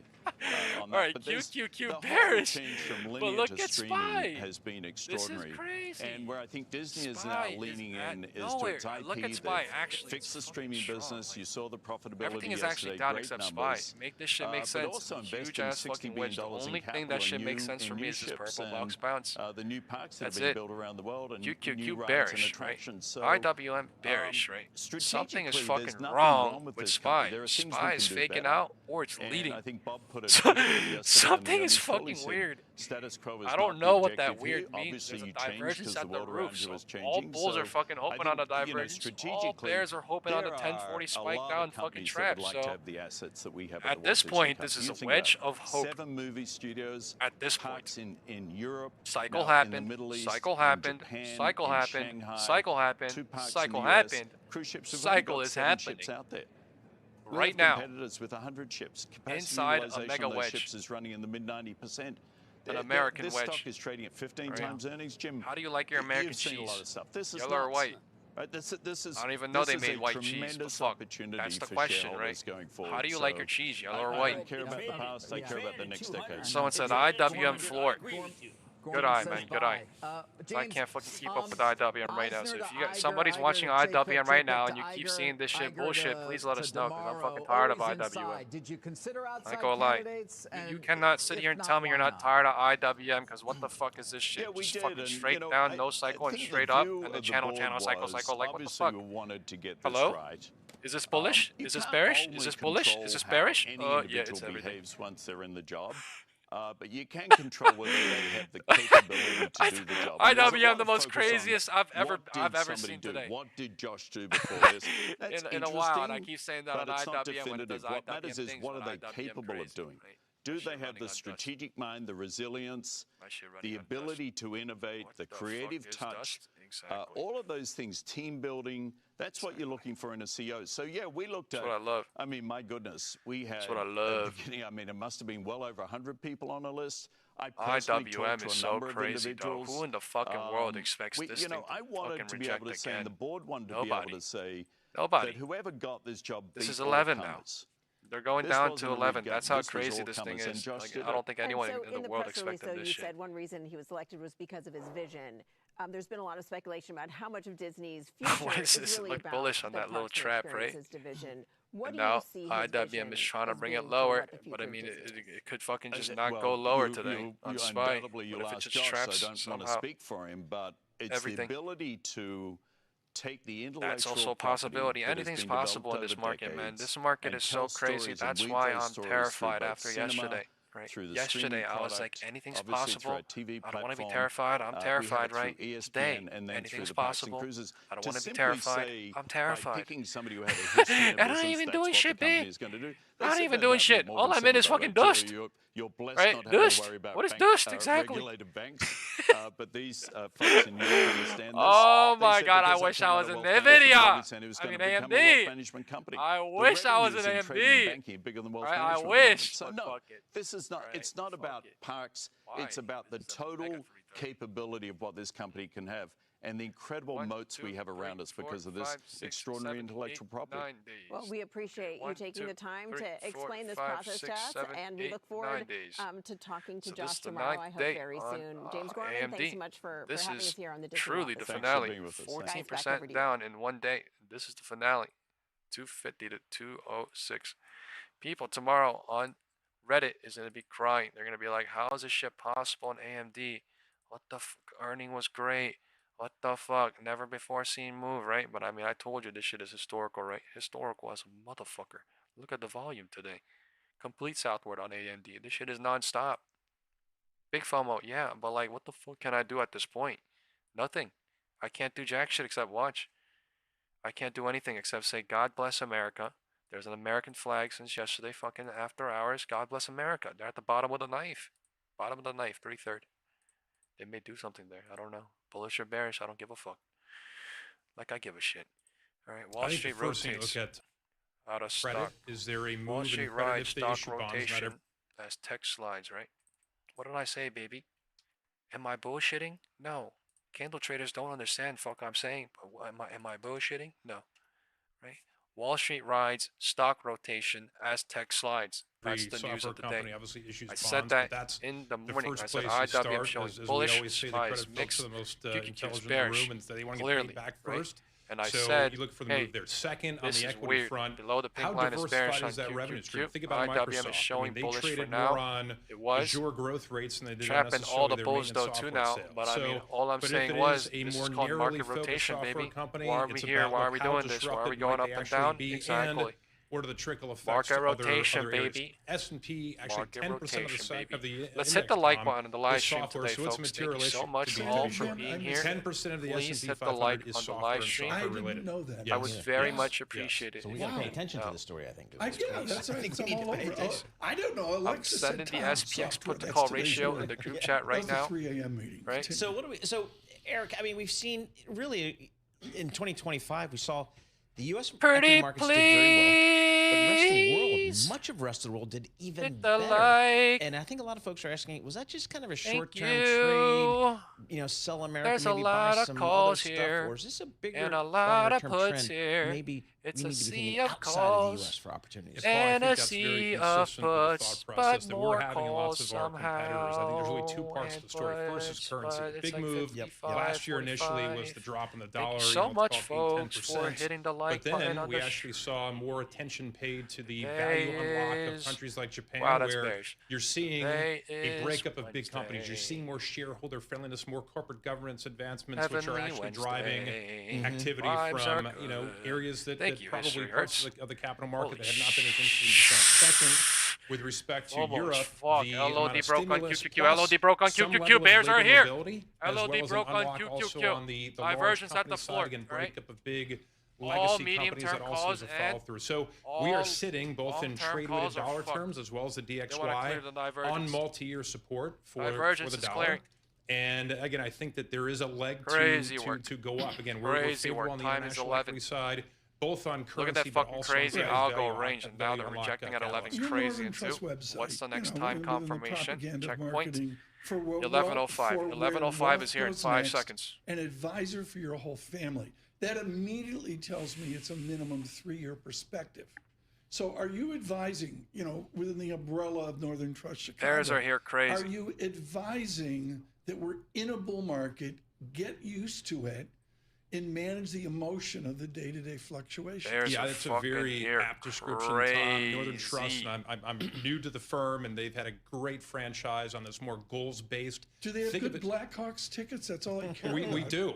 Come on over. We'd love to have you, especially if they play your Sabres. We'll make sure you're front row center. Sabres are killing it. Lindy Rupp is just... They're like in last place. Oof. No one on the team is over 21. Half of them went to Colgate. It's just amazing. Eric, continue.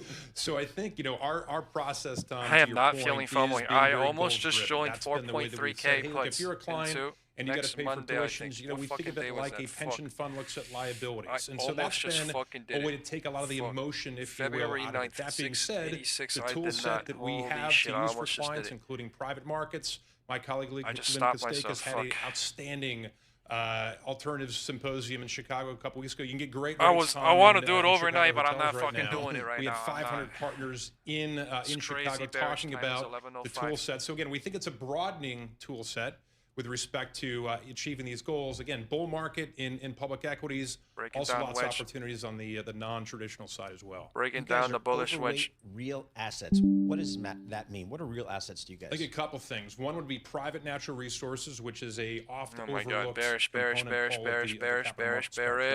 also like natural I'm just not doing it because I don't know when I could exit then, so I'm scared. Bearish. It's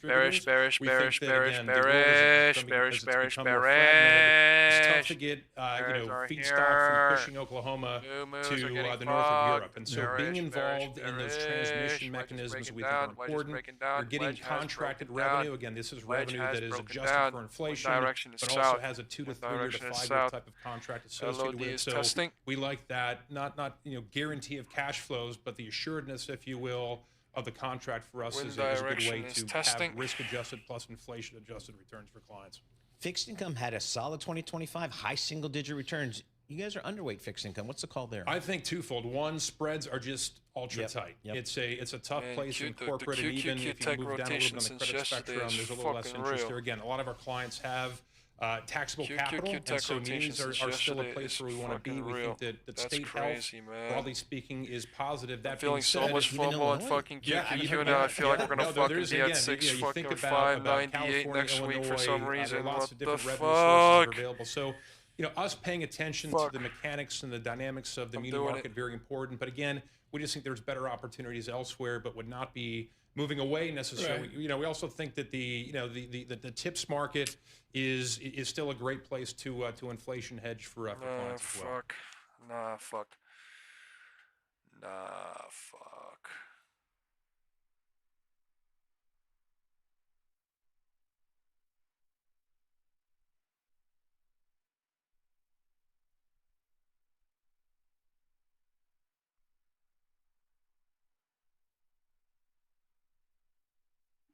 I don't know if I need to control myself here.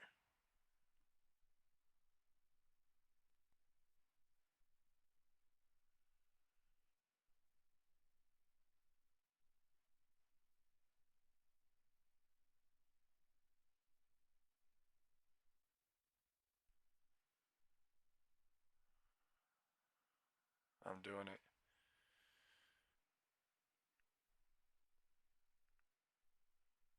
God damn, I'm scared.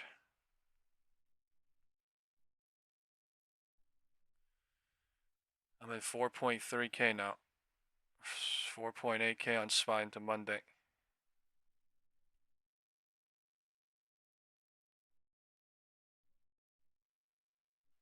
At 686.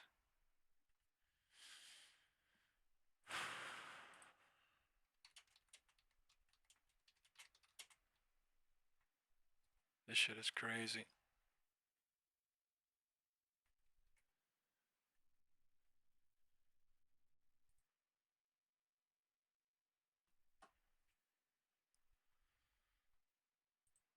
Joining us right now to talk about it is Stephen Parker. He is the co-head of global investment strategy at JP Morgan Private Bank. And Stephen, we're sitting right at market highs for the major averages. And yet, every time there's a little bit of a concern about what might be happening with technology, you do see the pullbacks kind of quickly. Again, we are not talking about being far from all-time highs for any of these major averages, but what did you think of the action yesterday in the software market? Yeah, I actually think what we're seeing in markets so far this year is very healthy. I think a lot of people would have been skeptical at the idea that we would be sitting near all-time highs, despite the fact that the tech sector is the worst performing sector in the S&P and has fallen more than everyone else. This broadening story that we are seeing is really reflective of the anxiety that investors have had over the last couple of years. It's been all tech all the time. People have been worried about concentration risk. Now we're seeing a rotation. It's about a broadening of the recovery story. Cyclicals are picking up the slack. And it's not just the AI infrastructure plays and the hyperscalers that are driving markets higher. It's actually the AI beneficiaries. Let me hear more of that rotation shit, baby. Particularly in sectors That's what I love to So where do you invest shit, in a time like that? Rotation. Yeah, I think we still like the tech story. We think we're probably in for a period of consolidation as tech companies continue to grow into these earnings. But there's also opportunities more broadly, whether you're thinking about cyclical opportunities in the U.S. We really like the industrial story, the power story, but it's also a global story. The leadership that we've seen from non-U.S. markets that really started last year has continued into this year.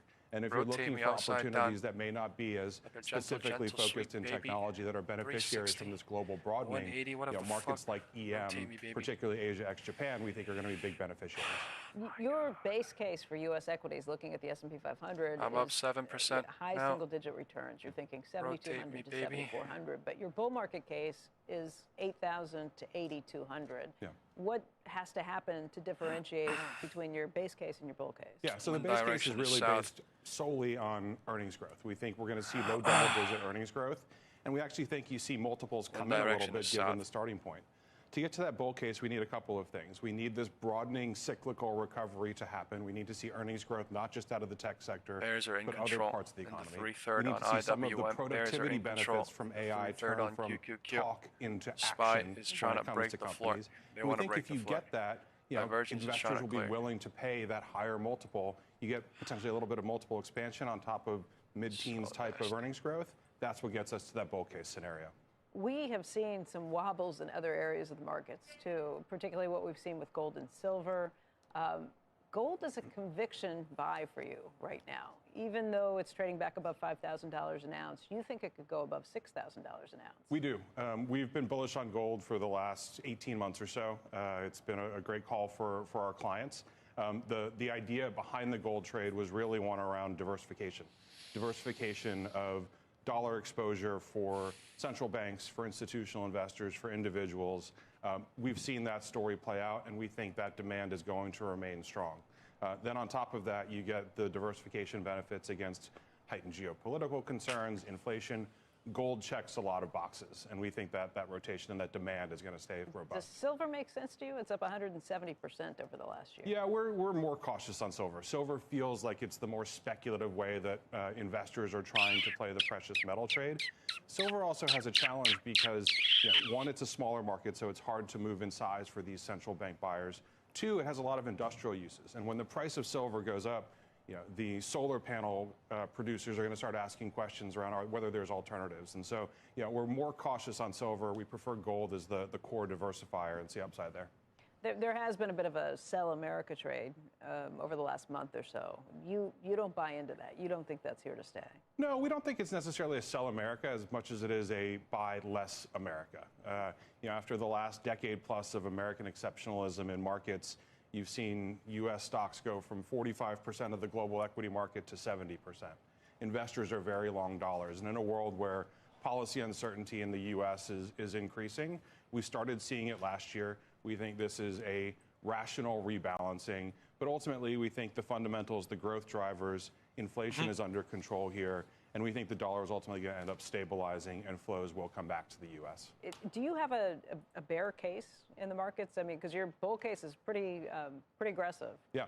The bear case, the easiest way to get to a bear case is if something stumbles in the economy and we see a recession. Traditionally, that's going to translate into something like a 20% drawdown in equity markets. Yeah. We see that as a very low probability event. Yeah. What we do expect is that there's going to be volatility. When you have a starting point where valuations are elevated, we've seen it in some of the tech reports, companies that are beating are still seeing their stocks sell off. With AMD. So I think the bigger risk is potentially just expectations being too high and some time needed for markets to grow into those expectations.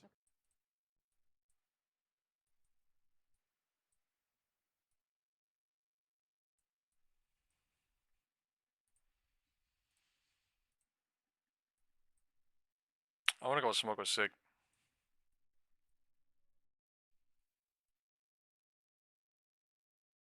Is it okay if I do that? Am I allowed to do that, ladies and gentlemen? Shares of AMD, I don't even want to say taking a hit, because the reason why is the stock's up very big in the last few weeks, but it's coming off today. And the company beat the estimates. They boosted by exactly what Dave was talking about, which is the booming data center business, but also, and I think we're really going to miss the point, and the analysts missed the point badly, by the CPU business, which is the business that competes against Intel. We got to learn about both of them because the CPU business was completely left out by the analysts. It was kind of pathetic. And that's why I'm glad to have AMD Chair and CEO Lisa Su on the show. Lisa, I'm going to offer you congratulations because not only are you well ahead of where you told me you would be with GPUs at this time 2 years ago, but you're also killing it when it comes to CPUs. And I think we got to talk to them both. Where are you making the most money now, and where will you make the most money next year at this time? Well, first of all, Jim, great to be on the show with you guys. Thank you. Look, 2025 was a fantastic year for AMD. We really closed it off strong.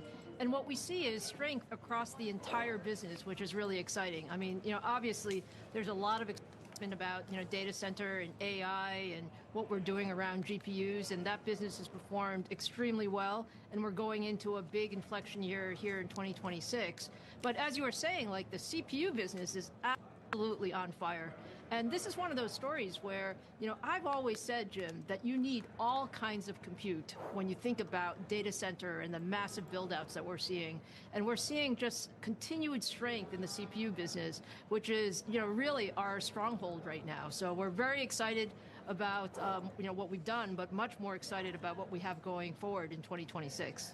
All right, well, let's take off the table the idea that your guidance disappointed. Your guidance was actually pretty consistent with what you've been saying. Second half, I don't know why anyone would think it was going to be second quarter. Am I missing something? Did you tell people that it was going to be second quarter and it turns out to be second half and they're disappointed? Where does the disappointment come in? Well, let me say something, Jim. When we think about how the compute market is evolving, let me just give you a picture of where the trends are right now in AI. I know there's a lot of conversation, every morning on the show, you guys are talking about where is the AI trade. What I would tell you from someone on the inside is AI is accelerating at a pace that I would not have imagined. So you see, AI demand from the hyperscalers, you see AI demand from enterprises, and what is the foundation of all of that is compute. And so what is really important for us is to ensure that, we have the full range of compute. Now, as we go into the first quarter is usually seasonally down for us because we do have some consumer exposure.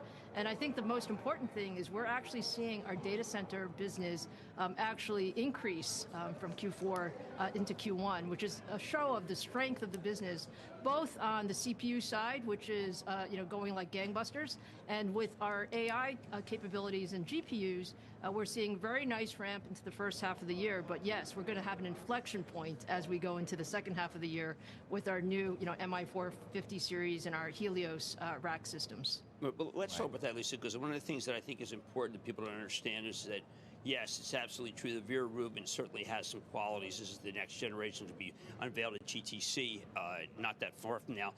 Vera Rubin's got really some terrific stuff, but your stuff, when it comes to memory, is actually bigger and better. That's absolutely right, Jim. What we're seeing today is because there's so many AI workloads out there, you really have to optimize, and that's optimized for training and optimized for inference. And from our standpoint, we're just seeing an explosion of inference as enterprises are using more and more AI. And that's exactly the sweet spot for our MI450 series and Helios. So we're super excited about how that's coming up. The development is going extremely well, and we're working closely with our customers and the entire supply chain. Guys, I'm back, okay? Guys, I'm back. I just said in the WhatsApp group, the bears are coming. Right? Lisa, I want to just go back to a comment you just made where you said AI is accelerating at a scale I would never have imagined. AMD is down 15.65%. I just want to understand that a little more. Something is not going have on imagined historical. When, even recently. Bearish as shit. And what do you mean when you say it? And again, this rate of change is so quickly. Is it only going to AMD is down increase? 15%. That's not normal. Well, David, what something I would say crazy is going on here. With every period of time, like if you had asked me 6 months ago, I would say, hey, demand is strong, and we're continuing to see good signals from our top customers. I think when I say that we're seeing an acceleration, I would say in the last 60 to 90 days, we have actually seen an acceleration, particularly when we think about 2026. And that comes in terms of demand patterns, forecasts, and just the general feeling like there's not enough compute out there for everything that wants to be done. And you've heard that from all right, look at the title of the stream now. Customers, but I can say that we see that on the inside. There's a desire to ramp compute more quickly.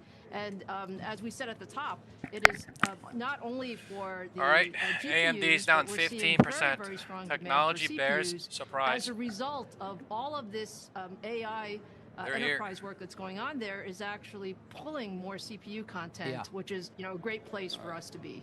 No, and we've watched your stock price respond. Today's the day AMD goes down 15% man. QQQ is fucking bearish. That's not listened at the top of the show, and certainly after yesterday and many days what I'm saying? Lately about software companies very much concerned perhaps amongst investors about their future business given the tools that we're seeing happen almost every day. How do you view it as somebody who's been in this ecosystem for so many years, Lisa? Should investors be concerned about software companies' ability to compete when Claude or OpenAI can come up with a new tool tomorrow. 6, 7, 8, 9, 10, I think the 11, real 12, key is 13, what we're seeing 14, with 15, all of these 16, tools, and we're working very 17, closely with the 18, model 19, builders, 20, 21, is that 22, 23, we have 24, to 25, integrate 26, what the AI 27, tools are 28, capable of 29, with 30, our 31, basic 32, development 33, capability. And 34, that's true for 35, hardware 36, guys, 37, that's true for 38, software 39. guys.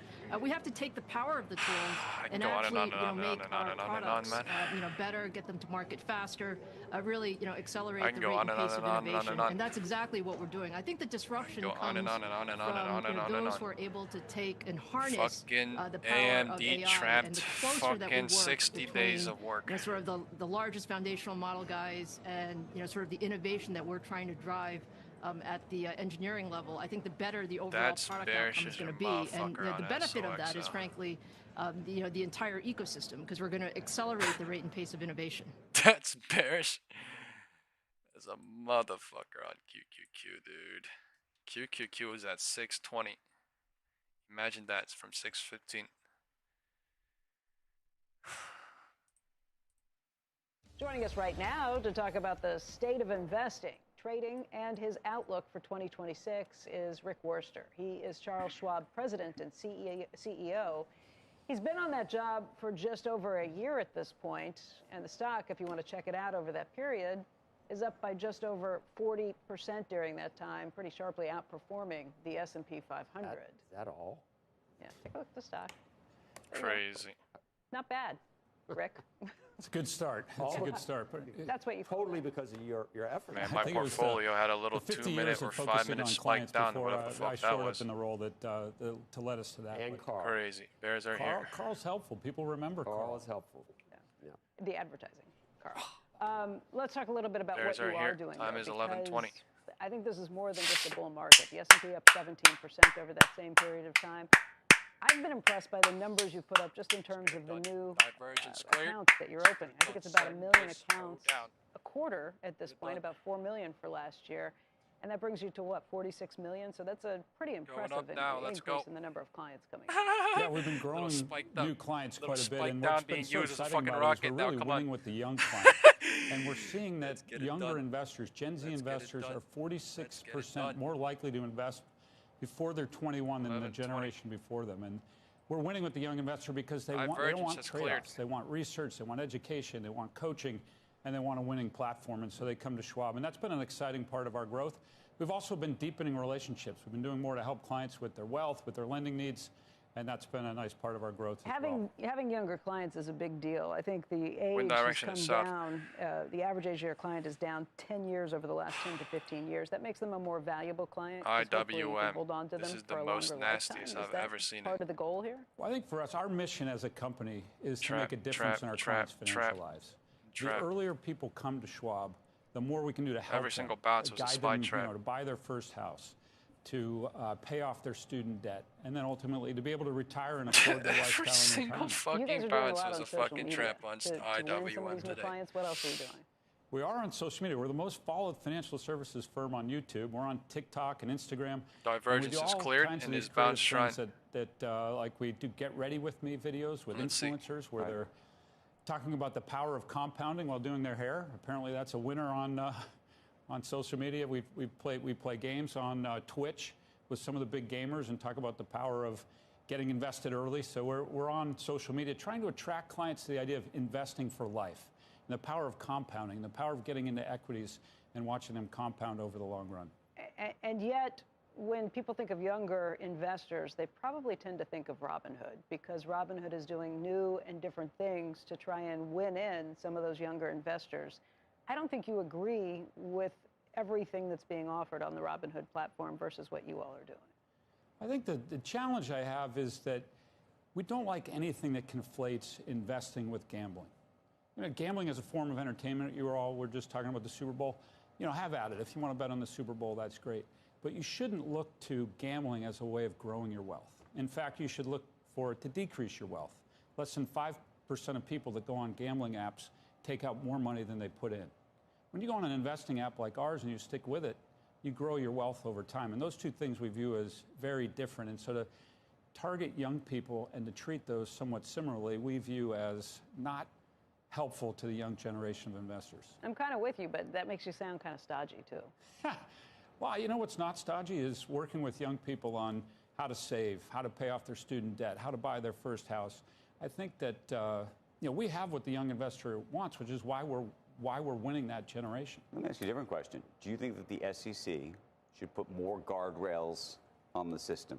Either guardrails in terms of rules or guidance or other things. This goes to the extent you have a perspective on sort of what investing should look like compared to maybe what Robinhood does.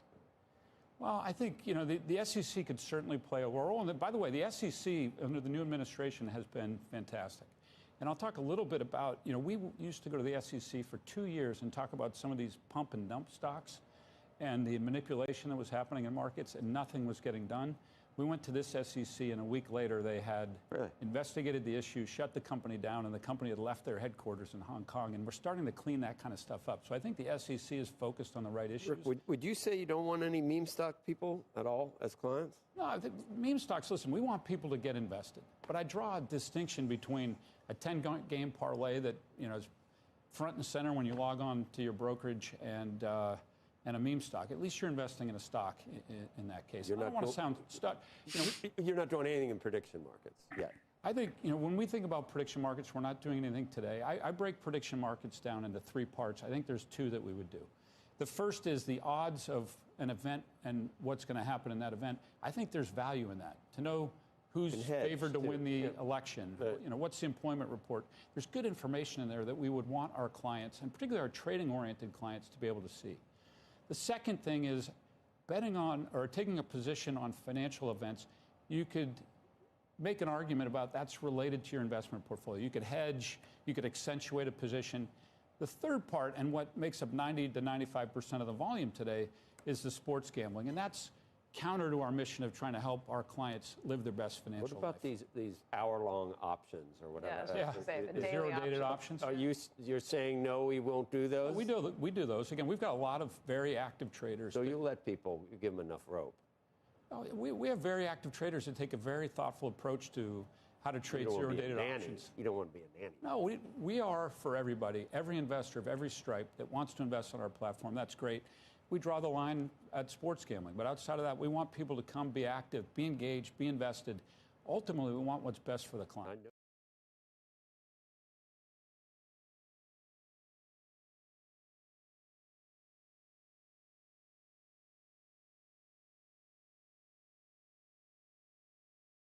Program. All right, let's get to Kevin Green now, who joins me for the data download. So we've got some S&P Global and ISM Services PMI data, which carries a lot more weighting than the manufacturing, obviously being a services economy. KG, what is it telling us?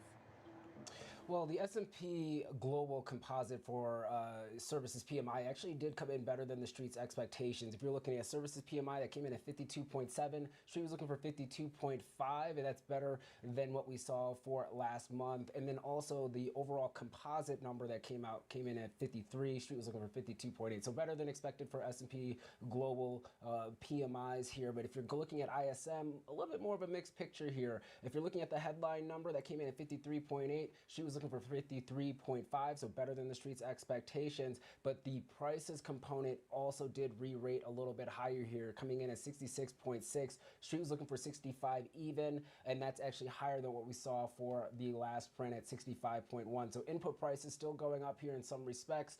You are seeing maybe some marginal improvement when you're looking at the overall headline services industry as a whole. And new orders did come in a little bit lower than the street's expectations at 53.1. That's not really what you want to see. That's kind of stagflationary in nature. You like to see prices moving to the upside as well as new orders and demand moving higher. Right now, we're just not really seeing that. Still a little bit of gyration when it comes to this market. And we are seeing an overall pullback right now for the S&P 500. We're down about 0.3% off of this news, as well as some other news headlines that have been hitting the tape as well, Sam. Yeah, we've got a lot of geopolitical cross currents with, of course, calls between Xi and Putin, Xi and Trump as well. But interesting with the prices paid, the input costs as well, given that that seems to have been a trend we're seeing with the wholesale prices. You and I were talking about the PPI prices last week, and then also, of course, with the manufacturing too, which no doubt will translate into perhaps the PCE, so something to keep an eye on. But we also got some information and an update on the job side of the equation too. Obviously not getting the gold standard stuff this week, but private jobs, the ADP, 22K on the headline, lower than the market's expectations. What's your read on that? Yeah, you are still seeing weakness pretty much across the board outside of healthcare. Healthcare has been the only sector that has been able to add jobs at a significant rate, and manufacturing jobs continue to be lost at this point in time. Now, when you're kind of looking at this report, it looks more and more slowly building bear trap, man. What the fuck is this? Are usually actually down months or a little bit more conservative than the street's expectations. There's a lot of re-rating that does take place in What is December, even bouncing? a lot of layoffs. I don't even know. I couldn't even fucking tell you. That could also fuel I don't see anything bouncing except IWM bouncing a tiny bit, and it's just bouncing like fucking crazy. Just So in general here, and if you're kind of looking I at couldn't the even tell you. This totality shit's for going for 2025, 16%. we It's did at not minus see the jobs growth that we 15.77, saw in if you can fucking believe it 2024. or So not. a deceleration is definitely taking place, but healthcare once again has been that shining bright, light that has been within this overall economy here, and that's probably going to continue So in 2026. Nothing just given the bouncing, trends just that we've fucking seen little so far. bounce. Let's get to some of these earnings, and I'll give it to Using you, the KG. 33rd I tip my hat off to you because you talked about end-phase yesterday. You said we could perhaps see a big move in this. Just talk us through this 34% increase and jump we're seeing today and why, what they told us in these earnings. Obviously, you and I were breaking down these numbers today, but then just talk us through the reaction here. Yeah, you are seeing a sharp reaction to the upside when it comes to end phase.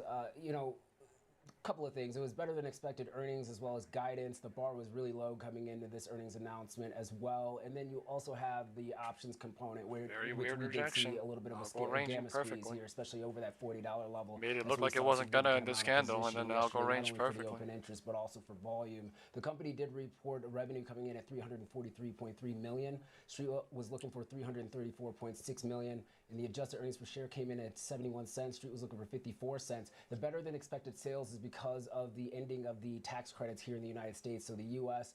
Portion of their business actually did far exceed the Street's expectations. They are still seeing weakness within the European markets, but they have new products hitting. They are cutting a lot of expenses. And they did mention that the tariffs are having around a 5% impact when it comes to their non-GAAP margin. So if we do see tariffs kind of getting pulled back by the Supreme Court, this company is going to be a direct beneficiary of that, and that could be also a tailwind. So a couple of different factors, very low bar, options positioning also moving to the upside. I'm targeting the gap below. Analysts also raising their price targets and as well as their ratings on these shares today. So a nice into next for week. this name that's been beaten down for the last 2.5, 3 years. Yep, certainly having its moment in the sunshine there. Look, we are MACD deciding what it wants to do. Open this morning. If there's any update or confirmation around this phone call with We President may just see Xi a chop Jinping all day here, or we Obviously, may he's see already some sort of spoken down that a little Xi bit, to or we may Putin. see, I don't know, but I think the gap's going to fill Yesterday, within a couple of days. Parts, which could impact what we're seeing as far as the commodities patch, particularly crude oil. What are you watching this morning? Yeah, you are still seeing crude kind of trading around the $63, $64 level. Geopolitical risk premiums getting built back in. And there's been a buildup over the last couple of weeks, especially positioning with naval forces from the U.S. kind of going back into the Middle East. That's such a crazy talk. I'm in puts right here. It's a Monday, but like that's such a crazy fucking talk to talk about now. Or maybe we have some diplomatic resolution to this particular matter over the next couple of weeks as well. So crude oil continues to move higher. Not only that drone inside candle from yesterday's low hit that we obviously conducted yesterday, but there was also a little bit of a skirmish in the Strait of Hormuz. A U.S. flagged tanker was also being approached by some Iranian naval forces. We were able to get an escort for that particular tanker. Well. So a lot that's actually happening within this space. Iranian escort, Iranian. In the next 3 weeks, 4 weeks, this kind of transition from winter blend, from the winter positioning for a lot of these refiners getting prepared for the summer, and that could actually be a little bit more of a tailwind for crude oil. So as long as it's able to hold that 200-day, they're using everything today. Technical trading, fucking setup, perfect. Kind of this pink geopolitical box, situation kind of stay where it's at right now. I think the fundamental case is probably a little bit more bullish over the next 2 to 3 months rather than bearish when it comes to crude. Like things cannot be even more perfectly than like AMD still bearish, QQQ still bearish, right? IWM may be bouncing, but look, pulled back. This is not bullish. This shit is just a fucking little fucking trap. I don't know until the end of the day. Who knows? Man, this shit is amazing. I'm not even in any close dated shit on SPY. I'm just in fucking in for Monday, but this shit is amazing what I see because I don't see it going back up. I see it chopping at the floor continuously.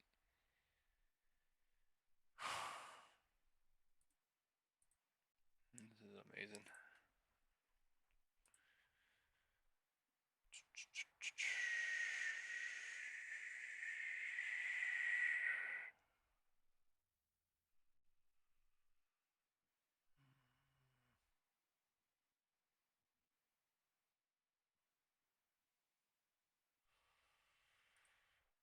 Forces shot down an Iranian drone yesterday approaching the USS Abraham Lincoln in the Arabian Sea near Iran yesterday. The U.S. Central Command writing, quote, the Iranian drone continued to fly toward the ship despite de-escalatory measures taken by U.S. forces operating in international waters. An F-35 fighter jet from Abraham Lincoln shot down the Iranian drone in self-defense and to protect the aircraft carrier and the personnel on board. This coming just days before Special Envoy Steve Witkoff and Jared Kushner are set to meet with the Iranian Foreign Minister Abbas Araghchi on Friday. Here's the president at the White House yesterday. Watch this. On Iran, are the negotiations still happening this week? Yeah. Where will they be? And what do you need to hear from Iran? They're all over, but they are negotiating. They'd like to do something, and we'll see if something is going to be done. They had a chance to do something a while ago, and it didn't work out, and we did Midnight Hammer. I don't think they want that happening again, but they would like to negotiate. We are negotiating with them right now, yes. Do you guys hate when I flip through the chart like that, or is it okay with you? I can't imagine from your point of view. What's your reaction to this? Do you guys fucking hate it? Shoot down that aircraft. Well, obviously, it is concerning. However, you know, our multi-domain awareness and counter-drone systems on our ships are very good. And so, you know, while there was no threat to the ship, I think these are the types of provocative actions that Iran should avoid, especially as we try to negotiate everything is bearish here, 3/3 to the situation. But, you know, President Trump is not going to be eternally patient with the Iranians. He mentioned in that clip that they already had one chance to abandon their nuclear ambitions, to stop, killing the protesters that want freedom and democracy in Iran. So I think President Trump is willing to have this meeting at the end of the week, but at the same time, you know, he has an armada sitting in the region ready to do whatever needs to be done to make sure that Iran does not ever possess a nuclear weapon. Yeah, I don't understand why they would be provocative, why the provocations, knowing that the Armada is right there. Do you believe that President Trump is poised to do something bigger? A lot of the people in Iran want the president to intercept and take out the regime there. Well, first of all, President Trump is certainly capable of doing anything that he wants to do, including a massive assault. But he is a principled peacemaker in chief. And so, you know, he is going to be judicious about the use of any force. He's also going to be, you know, very cautious when it comes to, regime change, because, you know, we've seen in the past where, for example, Libya, when it descended into chaos, but at the same time, you know, the precision operation he oversaw and executed in Venezuela was an absolute success. And so those are the things that we can do as the United States of America to bring pressure to bear. But again, it is all about Iran not having nuclear weapons, and at the same time also not killing protesters, which, you know, all reports suggest thousands, if not tens of thousands of people died, in the last several weeks that protesting in Iran. So, you know, President Trump, I think, has a clear handle on this, has red lines, and we'll see what negotiators can come up with. Let me switch gears, get your take on Israel striking Gaza yesterday, saying that terrorists opened fire on IDF soldiers in the north of the Gaza Strip, causing retaliatory strikes. This after U.S. Special Envoy Steve Witkoff met with Israeli Prime Minister Benjamin Netanyahu in Israel yesterday to discuss these tensions with Iran before Friday's meeting. Netanyahu reportedly pushing the U.S. to remain strong in negotiations, insisting that Iran cannot be trusted to keep its commitments. Israel has now fully opened the Rafah crossing from Egypt into the Gaza Strip with new security protocols. Ambassador, where do we stand here? Well, first of all, President Trump and his team, we're not going to just have words from Iran, guarantee any kind of deal. We're going to have concrete actions that really ultimately secure any deal. Israel has every right to protect itself, to make sure that Hamas cannot take a foothold and is punished anytime that it shows up in Gaza. The people of Gaza have suffered a lot. They need to live peacefully, and Israel is along for that same ride. The problem is we have a terrorist organization backed by the Iranians that causes this chaos, and they're going to be stamped out everywhere that they pop up. We, of course, have been talking a lot about the NATO countries increasing their defense spending. Where does that stand? Who are you still waiting for to meet the 5% target, Ambassador? We're going to be speaking with the Foreign Minister of Italy this morning, and I wanted to get your take on where the negotiations to increase spending on defense, buying those products through NATO from the United States ultimately. Yeah, we've made tremendous progress. We have a summit coming up this summer in Ankara where we're going to get our first report in a year into this. We've seen tremendous efforts. For example, the Polish are already at 5% spending. The Lithuanians, Latvians, Estonians, obviously not huge countries, but with huge hearts that are spending a lot of money, and they're all going to be meeting the 5% commitment. Germany is planning to hit that commitment in the next 4 years by 2029, which is an amazing from where they were, especially. But we're still going to have some countries that need to step up. And especially our friends that are further away from the eastern flank, further away from what the perceived Russia threat, are certainly not spending as fast. But ultimately, it's about the capabilities. Are we ready to fight tonight? And do we have the modern weapons that are ready to show up and sustain the battle? And we are constantly pushing our allies in that. And the United States is leading from the front. President Trump's proposed military budget of $1.5 trillion is well to completing our goal of getting to 5%. The United States is the leader here in NATO. However, we need all of our allies to be equally capable, because that's what makes us all strong, and that strength is what's going to guarantee the peace, Maria. Well, I mean, Ambassador, the president has proposed a $1.5 trillion budget for 2027. We've got to see if that gets through Congress, right? Well, of course. I mean, Congress is going to have to appropriate that money. Bears control. Bears control. What a day. What an amazing day.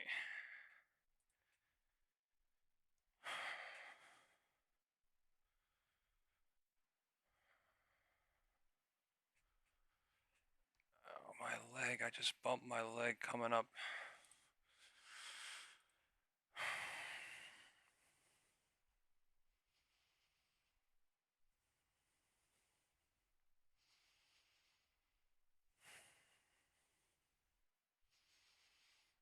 This is pretty wild. This is beautiful. I'm loving it. We have President Trump's wife, Melania, coming live. Welcome to Morning Brief. I'm Julie Hine by Monjaro and to the AI. Internal AI. The strength of the jobs, or do you think it's more just sort of them negotiating? Just trying to pop back. They have a CPX AMD variant, is down which is 16.6, a inferencing 17%. optimized kind of variant that's going to further kind of establish and strengthen their leadership position in the market. AMD is down 16%. Would anyone have believed it today? ASIC, but that chip isn't really going to be ready. Can anyone see? Did anyone see 16% down on AMD yesterday at 250? But there really is not Ain't no way in hell, for them no. at this point in terms Ain't of no way in capacity, hell, scale, and performance. So they're probably just some trying historical to shit posture going a on. little bit and maybe just 201 try to it's negotiate at. a little bit on pricing. This there. thing John, great to is see you. Thanks for trapping joining us this morning. 4 months since October. Coming up on Morning Brief, we'll discuss the All right. state of the AI trade. Look at how crazy AMD is today, man. This shit is bear control today. You're watching Morning Brief. Right, double high, right on the daily. Hit the shit 266 perfectly on AMD. A You know Yahoo what's Finance crazy? analysis If you reveals look at Federal Reserve SOXL, Chair it's nominee a perfect Kevin fucking Warsh double never high too. dissented You want to see? while he was a governor on the central bank. It's the most Federal crazy Reserve shit. correspondent Jennifer Schonberger joins me now with It's impossible to see closer unless you look look. at Robinhood. Interesting here. That's the Discovery, craziest Jen. part.